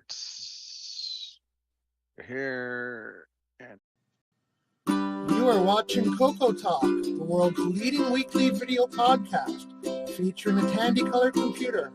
We spread the love to the past, present, and future for all models, including the original color computer, the CoCo 3, and the world-renowned exclusive French Canadian CoCo 2. The Radio Shack. CoCoTALK would like to thank the patrons who sponsor our program, so our heartfelt gratitude goes out to Alan Huffman, Alan Murphy, Blair Ledoux, Boat and Aaron, Brendan Donahue, Brian Weasler, Brian Walsh, Karen Anscombe, D. Bruce Moore, Daddy Burrito, Daniel Williams, Diego, Eric Canales, Glenn Hewlett, Graham Vebke, Grant B., Grant Leedy, Henry Strickland, Jason Downs, J Style, Ken Reichert, Malfunct, Melly, Michael Pitsley, Mike Rayburn, OG Hugo, Paul Fiscarelli, Paul Shoemaker, Paul Thayer, Retro Tech Time, Rick Hewlin, Rob Inman, Rocky Hill, Stephen Wagner, Steve Batson, Steve Rasmussen, Terry Steen, Terry Steggy, The Backyard Shed Gang, Tim Thayer, Tom C., Tom Gunderson, Tom Heron, Tom S., Tony C., and William Athing. Thank you ever so much, patrons. It's time for everyone's favorite segment, Who's New to Discord This Week? Wayne CA says, "Are there moderators here now that didn't know me before? Well, let's see what this old man can come up with for an intro. My name is Wayne, my claim to fame is com/decode, which is written in BASIC 09. I am currently learning C programming for DOS so I can learn how to make modifications to the Wolfenstein 3D source code myself. I'm also hoping that this will help me further my ability with programming on the CoCo." Wilthorch says, An intro, my name is Todd H. I got into retro computing after watching a bunch of YouTube videos such as Adrian's Digital Basement, The 8-Bit Guy, Noel's Retro Lab, Jan Beta, Retro Recipes, AC's 8-Bit Zone, etc.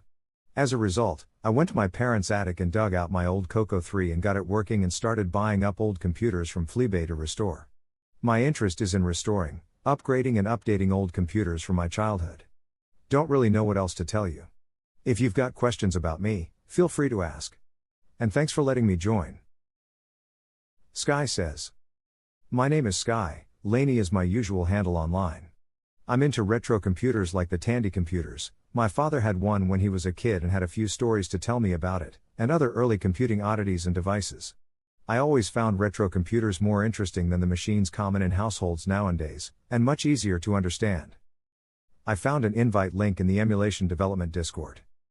I hope to learn more about Tandy computers and share my love for retro machines with others, and possibly write an emulator of one of these machines someday." Is2Scooby says, "Hello. My name is Richard, but go by Is2Scooby nearly everywhere online. I live in Northern California. I recently got my AARP card, and since I already completed my midlife crisis Corvette story arc in my 40s, I think my brain decided to tell me it was time to get back into my first love, home computers from the 80s. Guess I just like to own, admire, look, smell, hear, feel these things from my youth without being able to materially contribute outside of my enthusiasm. Oh, and I found the invite link for this Discord in a post by Mr. Dave in a thread on Atari Age of all places." STL Bud says, "Hi. My name is Bill. I've had CoCo 1, 2, 3, MC10 with multipack, floppy drives, speech pack, hard drive and more. The previous bios were edited for time, thanks to CoCo Man, Boys in Tech, Paul Fiscarelli, Paul Shoemaker, Nightbeard, Glenside Computer Club and the CoCoTALK patrons for boosting the server.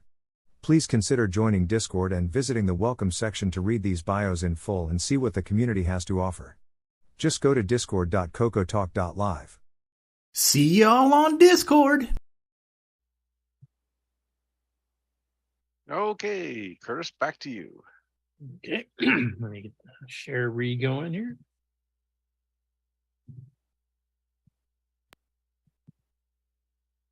Okay, first story. Marco Vandel, and I'm probably going to butcher his last name here, Muhlenhoff.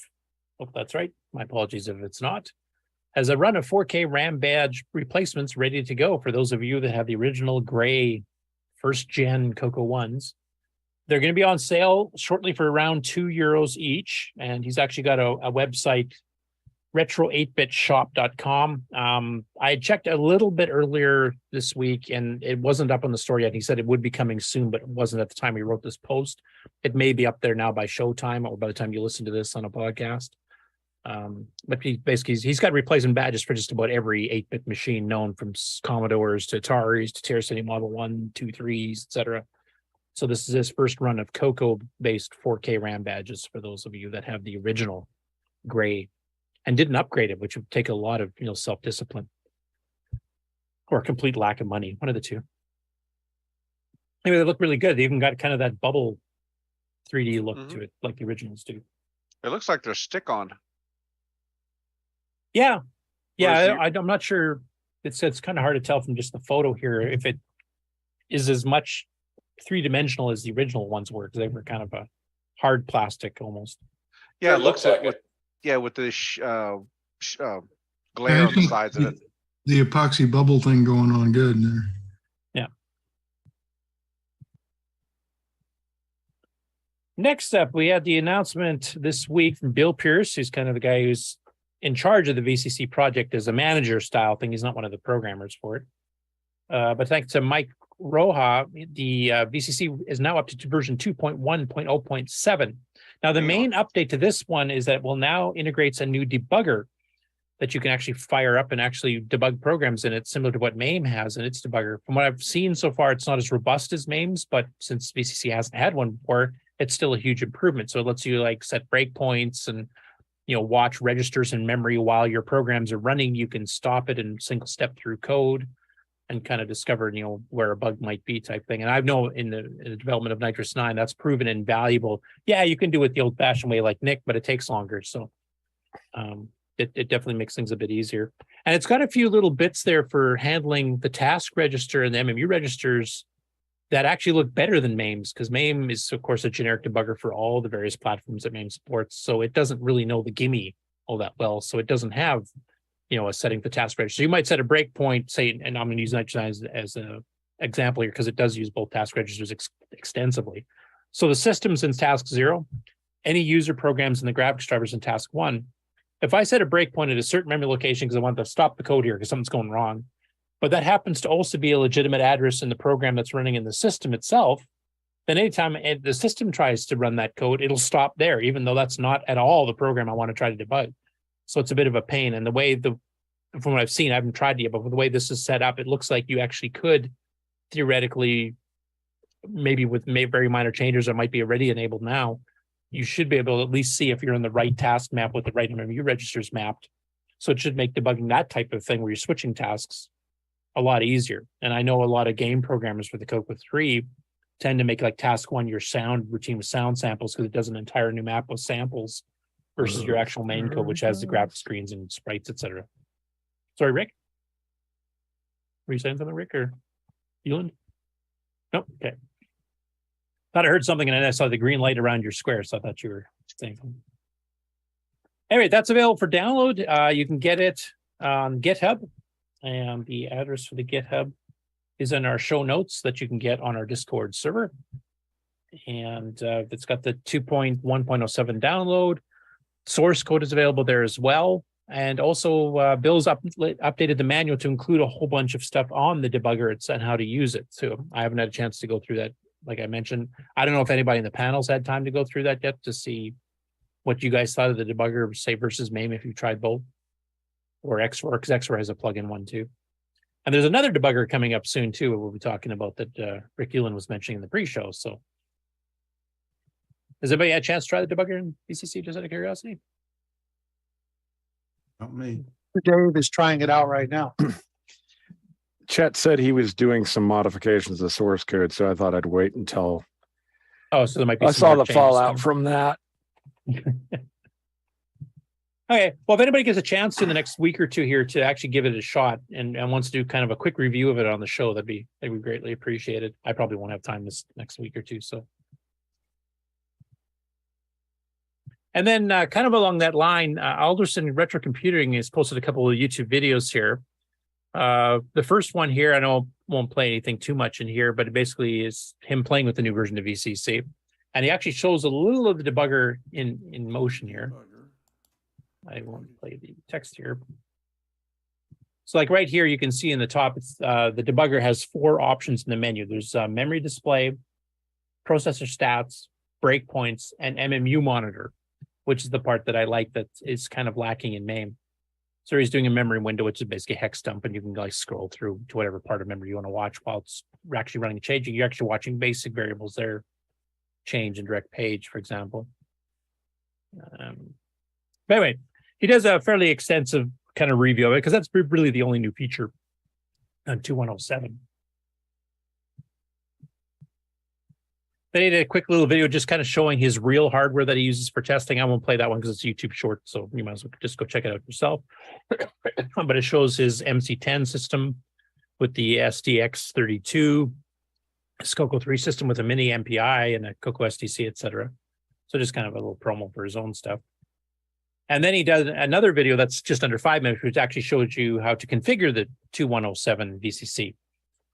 For those of that have not done that before, it kind of gives you some tips and tricks on doing that. So you can go check those all out on his YouTube page. Next up, Richard Kelly uploaded a second beta of Easy Directory. We mentioned this, I think, last week or the week before. So it's kind of a program launcher similar to the CoCo SDC, written in BASIC, but you can just use it on regular disks. You don't need an SDC to run it on. First appeared in the 3 issues of the PGDM Digital Magazine, and he's actually been doing an update now. So the original version, you kind of jumped by screens. When you hit the down arrow, it would jump like an entire list of files on a screen at a time. He's now changed it so it will smooth scroll through them all. It also added key repeat. So if you hold down the arrow key, it'll just start zooming through your program listing, etc. And this was kind of some tweaks and bug fixes compared to what he did last week. And he's looking for some people to test out and see if they can find any more bugs. So for those of you who are like, finding other people's bugs, there's now both Paul Thayer's beta or testing you can do for him on his CoCoBon game. And now there's also, if you're more of the utility side of things, Easy Directory by Richard Kelly. So you can contact him on Facebook and give him some feedback. Sounds interesting. I might give it a whirl. I hear David Ladd's good at breaking things. Yes, he is. He absolutely is. I remember CoCo VGA drivers for nitrous. Excuse me, that was someone else that was causing that. Yeah, but you were finding them. I would have just played the old ignorance is bliss card and just let it go. Shoot the messenger.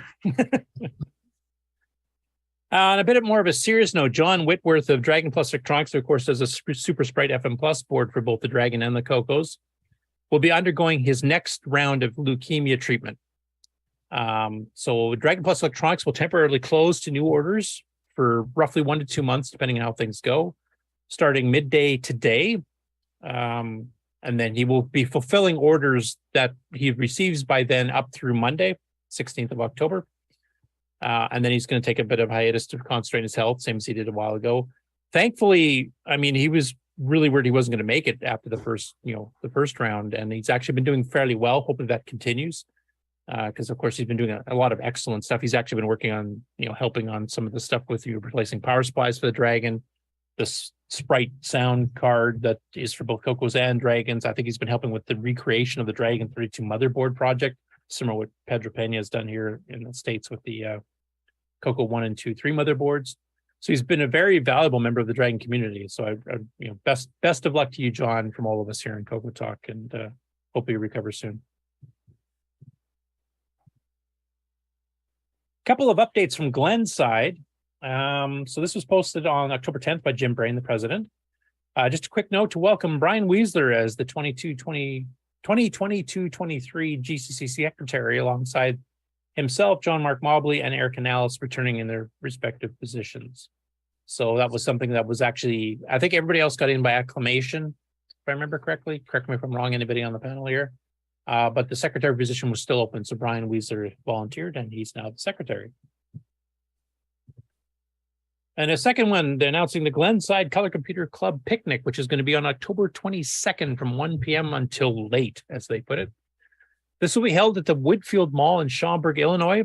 For those of you who were around in the CoCo community in the 80s and remember Rainbow doing their advertisements for Rainbow Fests, that's right across the street from the Hyatt Regency that Rainbow Fest was at from 1983 till 1990 or whatever the last year was, 91 maybe. So if any of those, if you have ever been to the Chicago CoCo Rainbow Fest back in the day, you'll know where to find this because it's literally across the street. It starts in the food court, and then we'll move to the Interium. Interium is a restaurant, bar, arcade, and bowling alley. And I know John Mark Mobley had just posted something onto the list this morning, I think it was, saying they've already got 5 people signed up for it. And it's usually a lot of fun. Sometimes they've had it at people's houses. They had a barbecue in the backyard, but this year they're doing it kind of an indoor thing at the mall type thing. So if you're in the Chicago area and you want to join a bunch of the Glenside CoCo guys, and anybody else happens to be in the vicinity at the time, that usually is a fairly fun thing. We've even live streamed once or twice a few years back, I think, from some of these before COVID hit. So, and the fact that it actually is going to be in an arcade, later on, that'd always be fun. It'd be like a mini Portland Retro Gaming Expo. Another debugger story. So Joel Reese I think he's currently living in Japan, if I remember correctly, but he did a blog post here on building the GDB debugger for the 6809 for XROAR and how to do it on Linux. And in his case, I think he's running Ubuntu. So he had a few issues, and he kind of goes through what he had to do to fix to get everything up and running, but he's got it running now. So now all three of the major CoCo emulators, XROAR, MAME, and VCC, now have debuggers. So you have no excuse now not to, if you're doing machine language programming, to start using these tools to help speed things up. I'm looking at you, Nick. He'll never change, I don't think. And now, because that's not enough debugging news, here's another one, which I'll let Rick talk about a little bit more because he kind of knows Mikey's long-term plans a bit better than I do. But basically, Mikey started this vlog, video blog that he started at the beginning of Septandy, and he's done 4 of them previously, or 5 actually, because I started 0. So he's out of Septandy now. He's just doing the the vlog on its own. This one's called CoCo Debugging with Noise, or No Ice. And this is a bug debugger that runs natively on the CoCo. So you can actually debug on real hardware. He also shows you in here how to get it running in MAME as well. I will mention that. But basically, it kind of replaces BASIC in some ways, I think, if I understood correctly. Rick, you might know better details than I have. And I do hopefully we'll plan on having Mikey on the show here sometime in the near future to kind of explain it in a bit more detail. We won't do it today just because I know we're pressed for time, but maybe the next week or two we can coerce Mikey into coming in to kind of give some more details on it.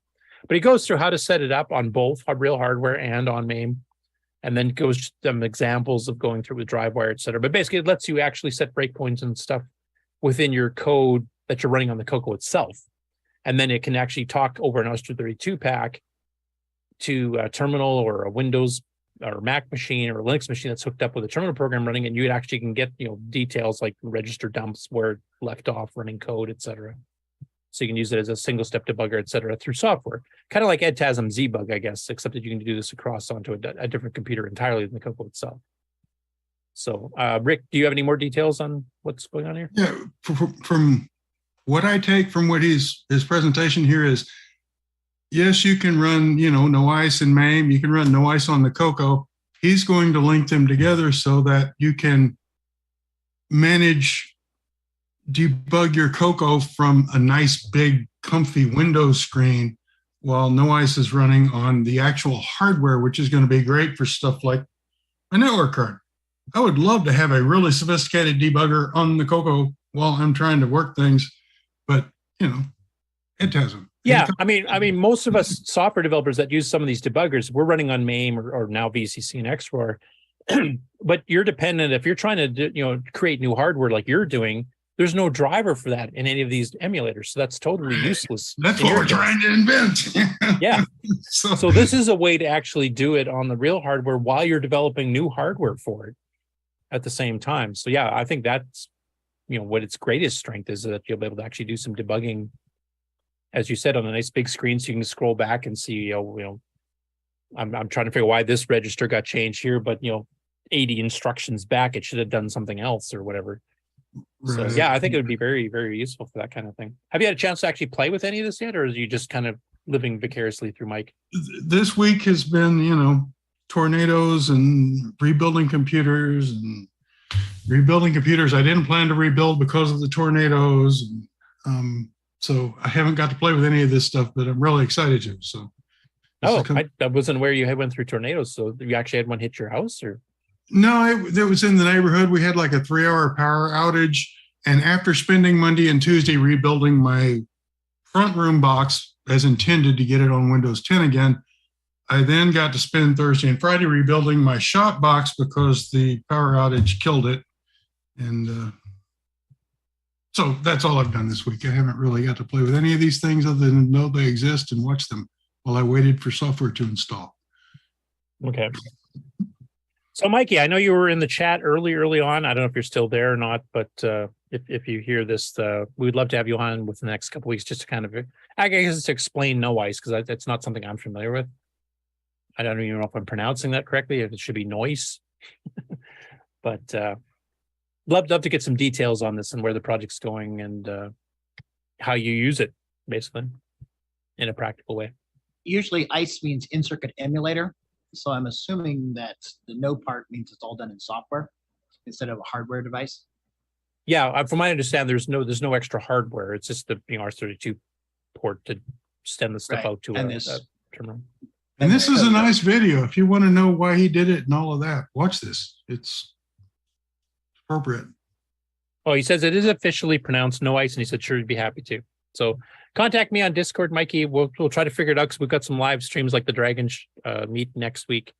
I'm still trying to line up an off Saturday pre-recording of Nitrous 9 30th anniversary part 2 with Boise and Alan DeCock, possibly some others, hopefully within the next 2 weeks. So I'm not quite sure when we'll schedule it yet. I don't want to make another 6-hour show here. Stevie doesn't have the attention span to last a 3-hour show. So anyway, it looks really cool. So I definitely, once we get Mike on to give maybe a bit of a live demo to show the practicality of it, I'd love to see how it works. Next up, you'll see Toronto Pet Users Group is doing the World of Commodore 2022 up in Mississauga, Ontario, which is, if you're in the Toronto area, it's not too far away. Now, you'd be wondering, why am I promoting this? Well, one, Frank from Retro Rewind is actually one of the main sponsors and helped organize their main guest, which is David Pleasance, the former Commodore UK Managing Director. But also, if you're in the Toronto area at that time in December, he will be selling CoCo stuff as well as like CoCo STC. So he's going to be kind of breaking the Commodore mold there. So I know some people like to buy things in person because they get to see them work, and they'll want to do the mail order thing. So if you are in the Toronto area or will be in December, early December, pop on by. First of all, you can say hi to Frank. He's a great guy. If you watched our the interview with him recently, you'll know he's very entertaining. And he'll also have CoCo STCs and stuff for sale, probably some diagnostic carts and stuff too. So you can pick them up in person at the World of Commodore 2022.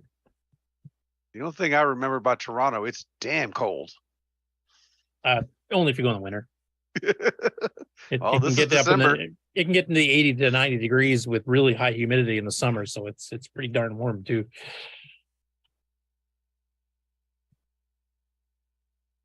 Next up, I think this is written by one of the guys in the panel today. So that's 2 days or two shows in a row here. We're talking to James Diffendapper. So this one, he did the Brownian Tree in BASIC. And it's kind of a mathematical model based on random numbers, I think is what I read on the web, kind of explaining what exactly that is, because I wasn't familiar with it. James, did you want It's just, there's no math. It's just random numbers.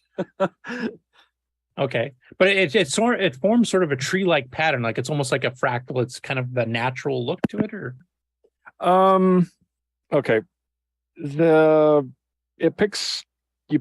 It starts at a point in the middle there, and then it picks a random number for X and Y, and it tries to see if it's close to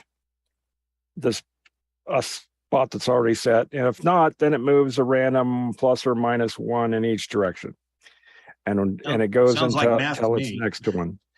It almost sounds like the Game of Life, like Conway's Game of Life style. Yeah, well, the name comes from Brownian Motion. I posted a little thing on Discord. When they grow crystals, they take a concentrated solution, then they drop a seed crystal in the middle, and it grows out. It grows in kind of a pattern like that. It's due to the Brownian movement of the molecules. And so of course, that's how they made the infinite improbability drive in Hitchhikers too. Yes, that's where that comment came up. Yeah. The Brownian there was T. They had to drop it in T, I think, or something. It sounds like so life grows out. It sounds like this sort of grows in. You're testing something to see if it's close to what's already there, not starting with what's already there and going well, out. it starts at whatever points you put on the screen. And I did another picture up on Discord, and I had points on the sides. It'll grow out from whatever points you have on the screen. But like I said, it just plots. Right. It just plots whenever it gets close to a pre-existing. It sounds similar to the way to the way snowflakes grow. Okay. Right, so it looks like it's Except- growing, but it's actually accreting in, sort of, Yeah. which makes it bigger. But The only difference with snowflakes is that you're using water molecules that have a certain geometry, and so that's why it has 6 sides to it. This doesn't have 6 sides And- because you're not talking about water molecules. You're just talking about points. Yeah. Just random points, yes. Yeah. And it always kind of skews, that angle that it's showing on the screen every time I ran it, even changing the random seed and stuff. It always So that'd be skews that based way. on the random function. The random itself in number BASIC. generation is doing something there that's causing that. The other name that I've heard for this, that I heard in math class, was Drunkard's Walk. I like that better, actually. Well, it's up on what is that code thing where they have samples from every language. That yeah, I know what you're talking about. So where they have like as far as I can tell, a better name for it is programmer's boredom. Somebody just came up with it, and I had some spare time, and I said, okay, cool. Yeah. I was going to say, if it's based on drunkenness, there we can maybe check with AJ and Tim after their next Drinkology someone on episode. Facebook said, "What good is this?" Really? Yeah, I remember that. It's just fun. It's fun in a geeky way. I've typed in some of the other programs similar to this that you've come up with, and it takes forever to run, and it looks kind of fascinating, and it's just for fun. Yeah, it is. Yeah, intellectual fun. Yeah. Exactly.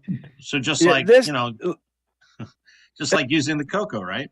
As someone said, when they were a kid, they'd type in stuff like this and let it run overnight and then save it, or whatever, before their sister could unplug it.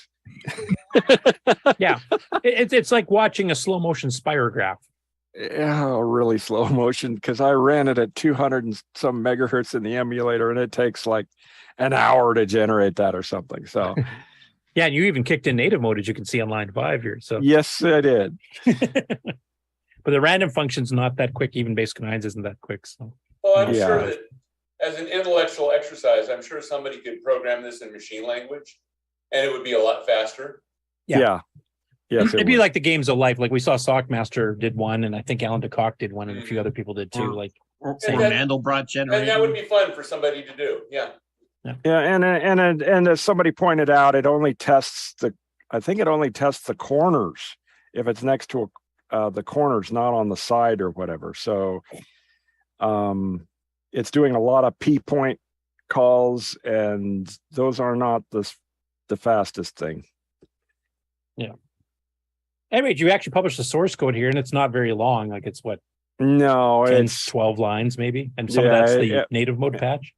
Yeah, it's not very long, and if you change the one poke in line 0, you can run this on a CoCo 1 and 2.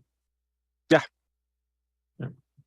If you want to take like 40 hours to generate instead of only 20. Ugh. Ugh. There's a Next reason up, I didn't know do if it I on was the gonna put- emulator. Yeah. I didn't know if I was going to put this in the game section or in the regular news. I decided to put it in the regular news, and then I just kind of threw another one in because it's kind of the same theme. Because Jim Gary posted a screenshot here. He's working on a new version of Backgammon, but he's using the SG6 graphics mode, which for those who don't know, that's a semi-graphics mode a little bit higher than the standard set reset graphics you see. So it gives you 64 by 48 instead of 64 by 32, but it only gives you 4 colors. And here he's mixing with some text character stuff. So the MC10 is getting a slightly high-res version of Backgammon with some like graphical dice and graphical, your pieces and the board, et cetera, which actually looks pretty good. Using That's the pretty green, cool. The green cross-hatching, using the sections of the characters here actually makes it look kind of like a real backgammon board. Well, this is as good as you'd get on some of the video game systems of the day. So yeah. So he's working on that, and then at the same, well, not quite same time, a couple of days later, he actually posted this. This is a more text-based. He did throw in some graphics in here. This is just straight SG4. But this is based on the original computer backgammon published in 1978 by Scott Adams. No, not Dilbert Scott Adams, but Adventure International Scott Adams. So this is one of the earliest versions of computer backgammon in BASIC. And Jim ported that with some enhancements for the MC10 too. And it's actually a 5-minute video showing a little bit of gameplay. I haven't played backgammon so long, I've completely forgotten how it even works. So I'll have to let one of you guys try it out and let me know. Next up for the MC10, Tony Jewell, who's going to be at the 40th anniversary of the Dragon next week. And he's also going to be bringing some MC10s, and he's going to be exhibiting at the Retro Computer Festival as well. Wants to show off some games on his MC10, which does not have the memory expansion pack, does not have an SD, blah, blah, blah, because there's a few of those. And he wants to know what would be the best recommended games that will run on a 4K MC10. So, of course, Jim Gary gave him an entire spreadsheet listing of everything he's done that's in 4K. There's been some other suggestions, too. Simon mentioned he's got a little demo that runs in 4K that might be impressive to show off. For those of you that actually do use the MC10 or the MC10 emulators or the MC10 regularly, is there any games that or programs, demos, etc., that really stand out to any of you that would run on a 4K MC10?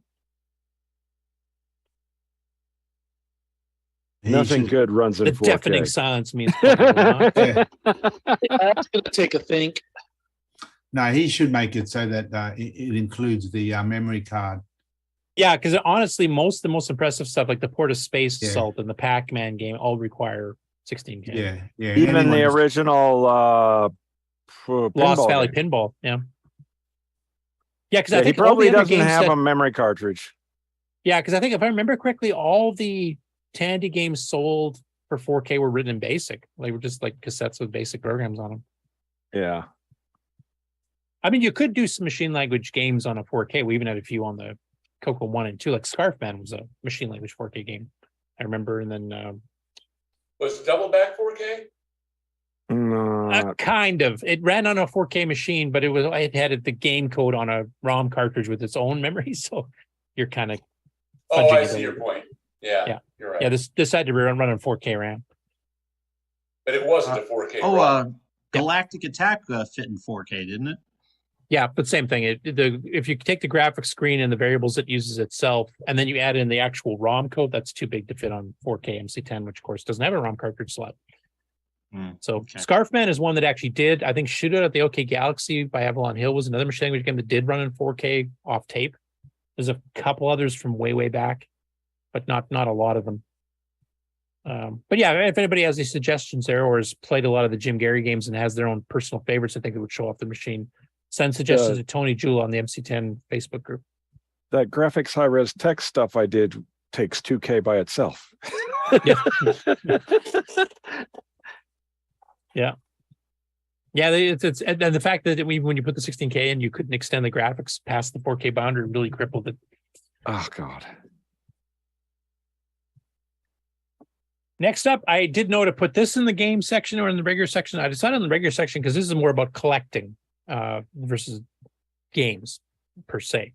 So Chris Poacher runs the Microdeal, the 8-bit years, which basically covers all games that Microdeal published. Now, Microdeal is quite famous for doing a lot of Dragon stuff, but they later expanded for Commodore 64 and Atari and BBC Micro and a bunch of others too. So his goal has been to get every single release of every single game or program that Microdeal ever did. And in this case, he's tracked down the Tandy version of Racer Ball, which itself is a conversion of Spectral Associates Ghost Gobbler. So it's a Pac-Man clone for the Dragon. But Pac-Man, for some reason, was a game that got sued a lot if you cloned it in the UK. So there's a lot of versions of Pac-Man on various platforms in the early days that all had to change their graphics around and stuff to get around this. For some reason, they didn't hit as hard in the States, which is a bit surprising. But basically, they just changed it so you got this racing ball thing. You're running around eating stuff and dots, etc. But this was published in several different versions. So the one that he already had was specifically for the Dragon 32, is labeled, Microdeal Dragon 32 game. This is the one where it's Microdeal licensed to Tandy, because Tandy actually sold Microdeal software in the Radio Shack stores in the UK. So you can see here, custom manufactured by Microdeal for Tandy Corporation. And then the Tandy TR-SETI color computer banner on the top, which would have been a Dragon 32 or Dragon 32 64, etc. Or whatever platforms they were on. So this is something Tandy in the States never did, or Canada, or Australia.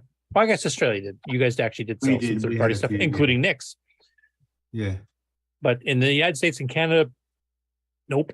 you just got to see what the official quote unquote Tandy releases were, which I still think was a mistake, but that's me. They've got the spelling of color is correct. Yes, you noticed that eagle eye Nick there.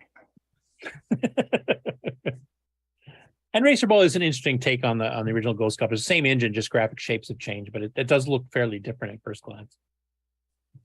And of course, in the UK, Tandy is actually Tandy. They're not known as Radio Shack.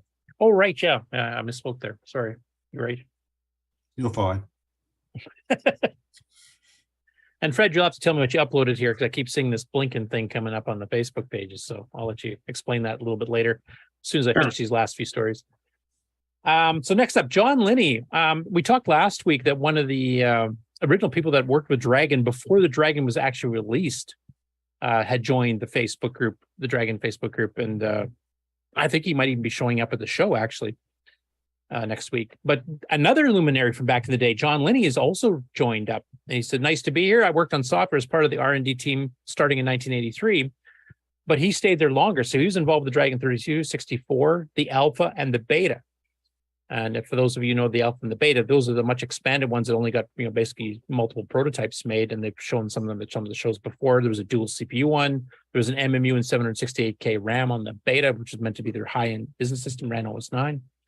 So, of course, a few people have hopped in here and mentioned, like, he helped redesign the ROMs, which had some custom characters that actually had, like, the Dragon logo, for example, and stuff on it. And it sounds like he might be at the show, too. So there's going to be some, some of the people that helped create the Dragon are going to be at this 40th anniversary Dragon show by the sounds of it. And I'm going to skip ahead one here. I think it's this one. Yeah, so Duncan Smead, who we had on the show on the Dragon special, is seen here pictured with John Linney, and they've actually got the Dragon Professional, the Alpha, on the left there. You can see with the built-in drives and the bigger case, different color. Keyboard's basically the same. And yeah, I'm really hoping that a bunch of these people that have just kind of rejoined the Dragon community after working on some of the original prototypes, et cetera, back in the early 80s there, if they're going to be at the Whale show, that's going to be one hell of a show. That's getting like some of the founders almost of the software and the hardware. So I'm definitely looking forward to have them coming on for a live report. Hopefully the bandwidth's good enough. Otherwise, they're going to have to take a ton of pictures and some videos and upload them. We'll have to play them the following week, where we're definitely shooting for trying. So next week, crossing our fingers, some live footage from the floor of the Dragon show. And then also Julian Brown, we covered him last week. He's kind of been doing like Pedro has. He's recreating the Dragon 32 boards, and he's got his first pre-production run of several boards to test and kind of make sure the measurements work out right and the sockets are in the right place, the solder holes, etc. He did have to do some tweaks already since this post. I think he had another post mentioning it, but it's pretty close. And these are close enough that you can make them into workable Dragon clones. So a lot of progress being made there. So not only are we getting some options on the CoCo from Pedro, et cetera, for, getting a CoCo 3 motherboard duplicated once the Gimme X, once the chip shortage is back to normal, that we can replace the Gimme, which is the one pretty well impossible chip to replace. We can start getting prices of getting a CoCo 3 and hardware back down to reasonable levels instead of the eBay $300, $500 we're seeing now. Dragon, same thing. They're working on recreating the Dragon motherboards here too. And I know they've been actually fiddling, John Whitworth and others have been fiddling with trying to recreate the Dragon Beta and the Dragon Alpha, like some of the more advanced machines that never got publicly released, just went to the prototype stage. So lots of recreated hardware happening on both sides of the pond, which is really, really cool to see. And the next one here, this was actually this morning, so I broke my own rule of having all the news posted up the night before that we're going to start trying for getting discussion topics. Because we had a restricted show today, we kind of just winged it as normal. And who knows, we may end up doing that anyway. But Adrian Sinclair says, can you tell what it is yet?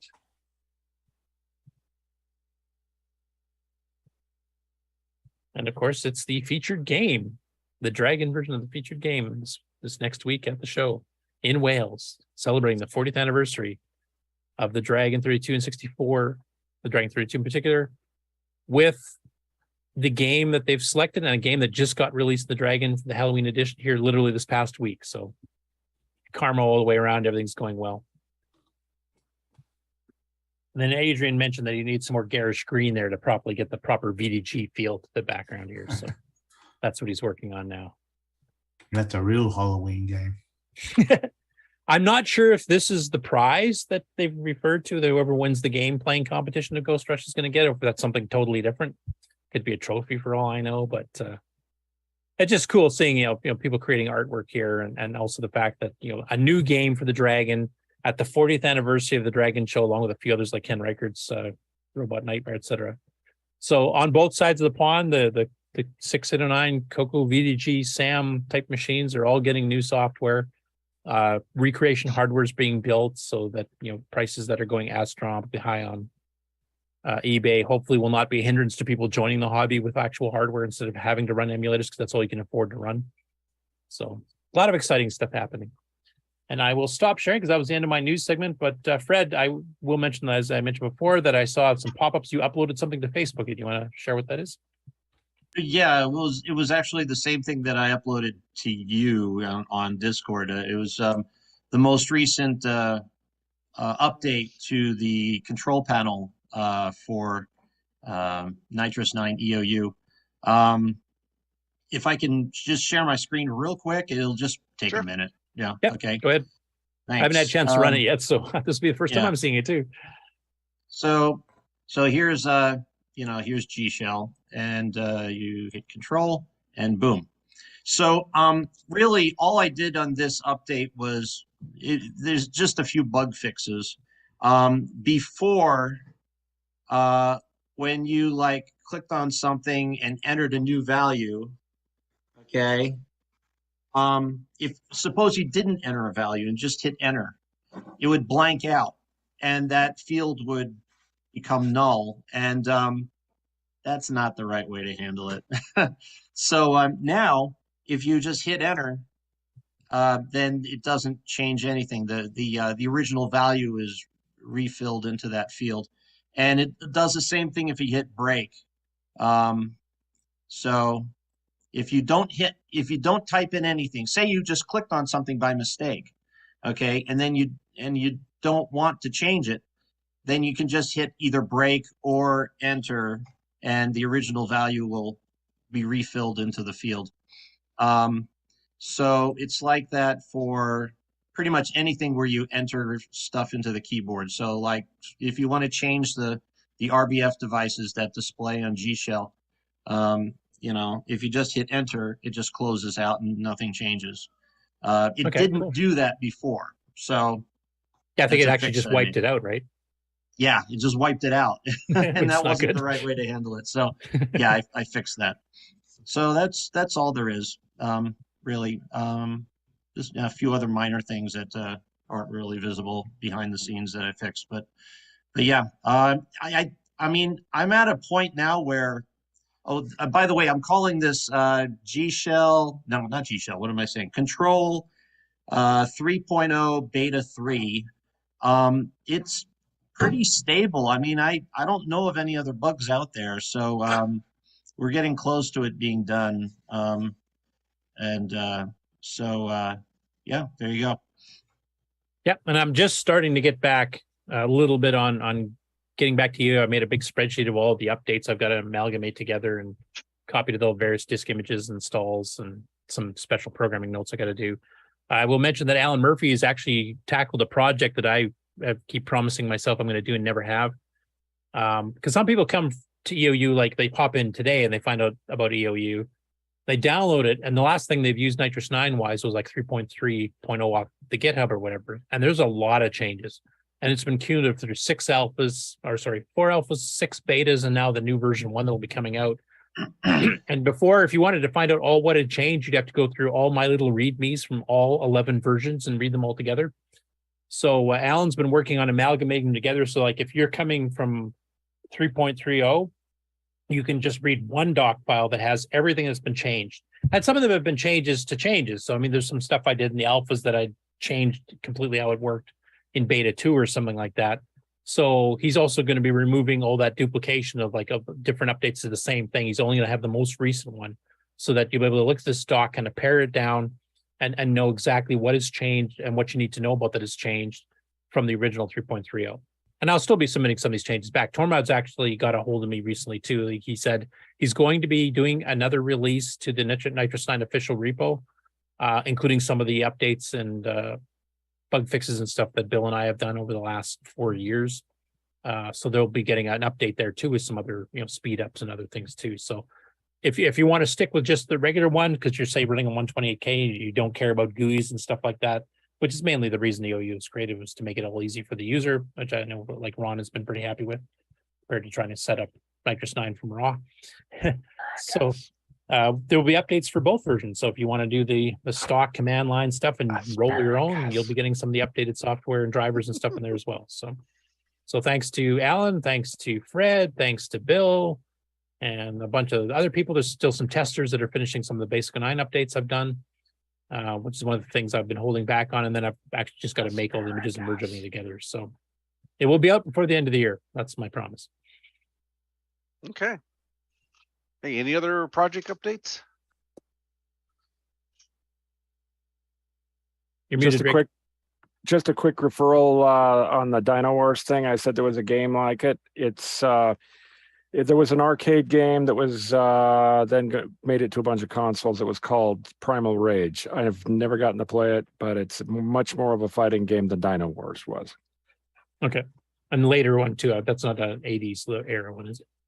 Super Nintendo, I think, was one of the consoles that was targeted with That'd it. be late 80s and some, after again. Yeah, quite a bit after. Okay, cool. And Rick Gillen, you had something to say there, but Just a quick one. I guess relating to the, is this going to work? We don't know. I see a black Come screen. on, there we go. No, You want to okay. highlight them there, Mark, so we can see what's looking at? If you look at this closely, it may resemble a big multi-pack that's been upgraded with a guillotine paper cutter, because that's what happened to it. This was from an old repack back in the day. I needed a multi-pack to continue my Orc 90 experiments, and unfortunately, this is the only one that works. So what a beauty, eh? Chop. Who needs that part anyway? No, you don't need all them parts. But hey, it runs. It works. It lives, man. It works. And I'm actually able to. It fixed the major problem with the Orc 180, which was it didn't have enough power to run all 4 channels. So we now have all 4 channels running up here on the scope, and now I can just figure out why my audio is unbalanced. But anyway, that's the one positive thing I did this week besides installing Windows again and again and again. Happy. That's an awesome CM8 with no cover. What power supply are you using to run that? See this PC supply hiding back here in the corner? Uh-huh. That's powering the MPI with all the things chopped off. But a regular MPI would do. It's just the CoCo doesn't have enough milliwatts left over. The reason I ask is I have a multi-pack interface, one of the old original silver ones, that, it was untested, no way to test, and somebody had ruined it, and they, of course, they pawned it off on some unsuspecting person. So I need a new power supply in it. So if anybody's got suggestions, Oh, it's a pretty easy fix. You just need, plus minus 12 and 5 volts. I think it'll run on just 5 and plus 12. So like one of those cheesy switching disk drive supplies. And you just feed test point plus 5 and test point plus 12 and ground, and it'll spark to life. Okay. If you do it wrong, it will power up the CoCo when you power up the multi-pack, and then you've picked the wrong place to. I thought I'd just go off the power leads on it to the one of those. It's got an isolation thing going on, so look for those plus 5 and plus 12 test points for the multi-pack itself. Okay, and that's where you want to put the power in, and then it won't backfeed into the CoCo and do weird things. Yeah, because the buffer chips are powered by the CoCo, but the cartridges are actually powered by the MPI. Right, and the 2 5 volts cross each other in different places on the board, so you want to make sure you don't get the wrong 5-volt rail. Folks, this is why I don't do hardware. This is why I have no hair. Now, I noticed when you said you didn't have enough power to run it, I noticed that CoCo 3's got a old style 512K RAM board too. Oh yeah, yeah. We're my shop He's old computer school, is folks. as stock as life can be because I'm testing. Yeah, you have to test against. You that. got to Things do against the worst stuff. possible case. Yeah.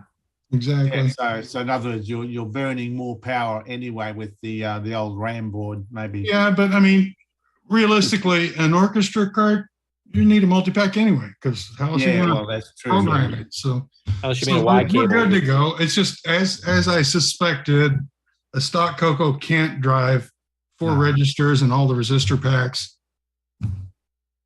Yeah. So you What need it's an already external got to power supply do. type thing, or a multi-pack. Yeah, So it's working basically, you said. Yeah, I've just got to get the audio balanced out so that it's all musical and not. Not like David Ladd compared to the rest of us in the panel introducing ourselves. Gotcha. And Anybody that's- else have any updates or acquisitions that we're talking about? Go ahead. One more Nick. question for Patrick, and that's the prototype, which is the long card. The final one will be that. Oh no, yeah, this is as heavy as it can ever be. Through hole chips. Yeah. Loaded up. So let's see. Do we have a? Well, it's not loaded up right now, but yeah, this is just the worst case scenario. I want to test it.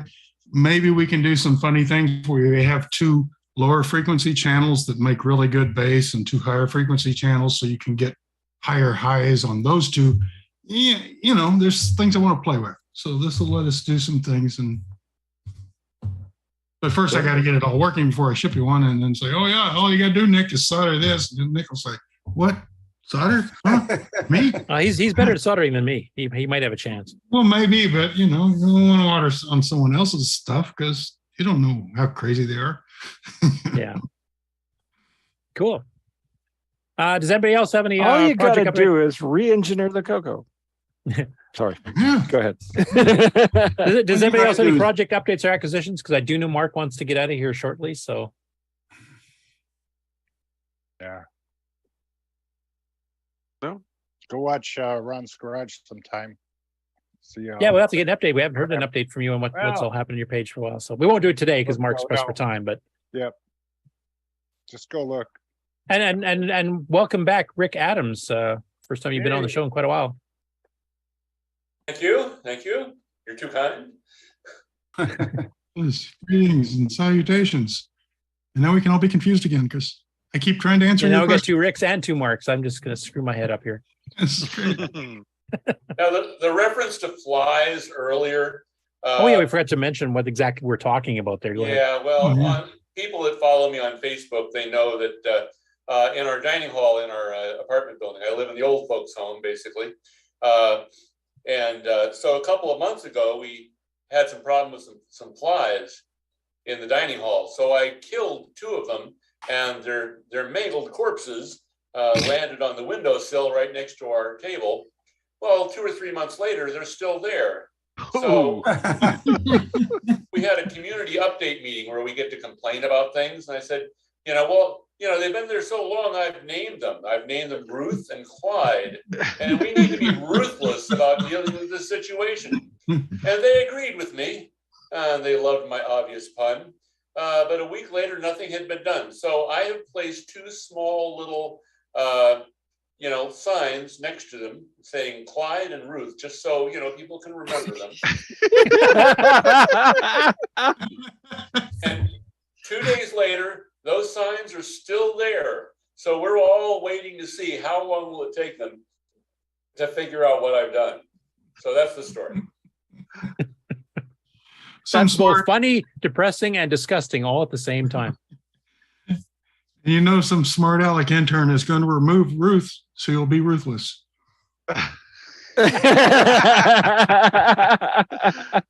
If they were cockroaches, they might move a little quicker. They should anyway, yeah. You would think. So, yeah. So we're all very, very amused / disgusted by this. Yeah, because you said it's in the dining area, right? Right, right next to our table to provide festive decorations for our evening meal. Where you have like Two else are they 2-month-old not- sky raisins sitting there. Yeah. And Yeah. If they're there much longer, you should put up a tiny little Christmas tree. or make their own little table and chairs or something. Yeah. Right. And I mean, if you saw the pictures of this on Facebook, they're gross. They're really gross. Yeah. So what else aren't they cleaning? That does raise anything. that question. Yeah. Darn it. Yeah. Well, I guess thanks for sharing that. I was going to go eat after this. I'm not so sure now.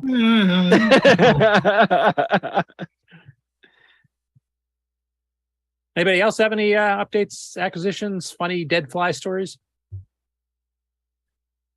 Your monitor is seriously shaped like an open book behind you. That one or this one? Yeah. The one that's just about to fall off the edge. No, it's actually that's an optical illusion. It's got like this much over the lip and like this much on the shelf. So it would take one of these tornadoes that Rick experienced to knock it off. What brand is that, by the way? That's a Magnavox 8515. Composite monitor, good and one. green I screen had one and of those. RGB analog all in one. It's awesome. I had one of those. It was awesome. Yeah. Sadly, it didn't survive the trip to Utah. Those are the monitors that Marty Goodman used to call maggot box. Right. Well, he had a neck or something, didn't he? He had something else that he liked, or Sony. Yeah, he had a fancy multi-sync or something. He had something really nice. It's some fancy Sony one he used to hype up. Nobody all the time. could I remember afford that. but Marty. I have a neck multi-sync too. That was on my TC9. It's even better quality RGB, but it doesn't do composite. So He had an anesthesiologist taste. So Yeah. Rocky Hill put a nice update in the chat. Thanks to Mr. Dave's motherboard donation for CoCo Science, he's pretty far along recreating the T1 CoCo 2. Oh, cool. The true lowercase CoCo 2 then. Nice. Pretty soon it won't be such an issue. You won't need to go to eBay and shell out $1,000 to get a CoCo 3 and some of the other rare CoCos there. You at least get hardware that works the same. I mean, some people are collectors, they want the original hardware. I do understand that. But a lot of people want to get in the hobby just to actually run the things like they did in the old days, to play the games, to run operating systems, do programming, whatever else. And it's become unaffordable. So everybody's running emulators, and emulators, as Nick well knows and I well know, are not perfect. Well, right. One of the privileges of the CoCo was, well, that didn't work. Need another CoCo, and it didn't cost your life fortune. Then you had parts. Yeah, and then you had parts for your new CoCo, where you can't do that with a PC, and you can't do that with a CoCo anymore because they cost $500. Yeah. As soon as you heard the cassette tape relay click, you knew you were in trouble. Oh, by itself, click. Ooh. Oh. Yeah. Well, if nobody else has any stories to share, and I know Mark wants to get out of here, and we're just about on time for his high end of the what he wanted to be on for. So, okay. Let me run the outro then. This concludes another episode of CoCoTALK, the world's leading live talk show featuring the Tandy Color computer. Yeah, no streaming MC10 problems and today either. Dragon This Systems. is the dawning For all of things the CoCoTalk, visit age us on of the web at asparagus. CoCoTalk.live. Age of asparagus. We'd love to hear from you. Send feedback, suggestions, not even that. segments via email to CoCoTalk at CoCoTalk.live. Consider supporting the show with a purchase of merchandise from our retro swag shop at 8bit256.com. If you'd like to become a patron of the show, click on the Patreon link on our website, CoCoTalk.live.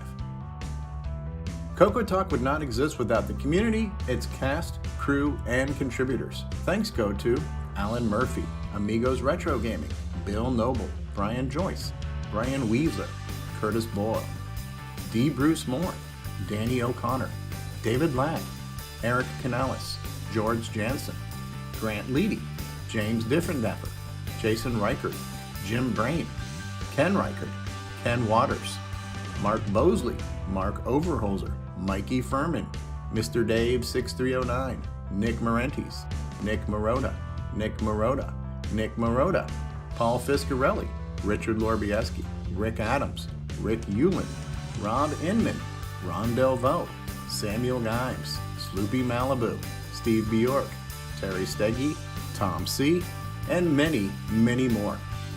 Please help support the CoCo community. A list of various contributors and resources are available at imacoconut.com. That's IMACOCONUT.com.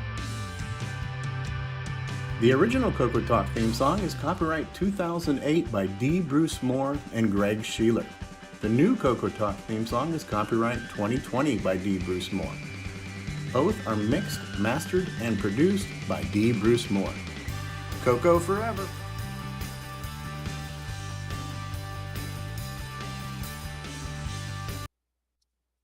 Okay. And no broadcast problems, and Zoom seemed to like my 500K upload. On the other Smoothest show we've done in a while. Yeah, it went pretty smooth. What did you do? What did you do to get this kind of? I don't know. And Restream is still, well, at least earlier when I checked it, it was still looking cranky. But Are you still broadcasting right now, or are we off there now? No, we're still broadcasting. So why don't we say goodbye, and then we'll push the button. Bye. See you all next week. Hopefully we'll have live Bye, coverage from everybody. the Dragon Show in Wales. Hopefully.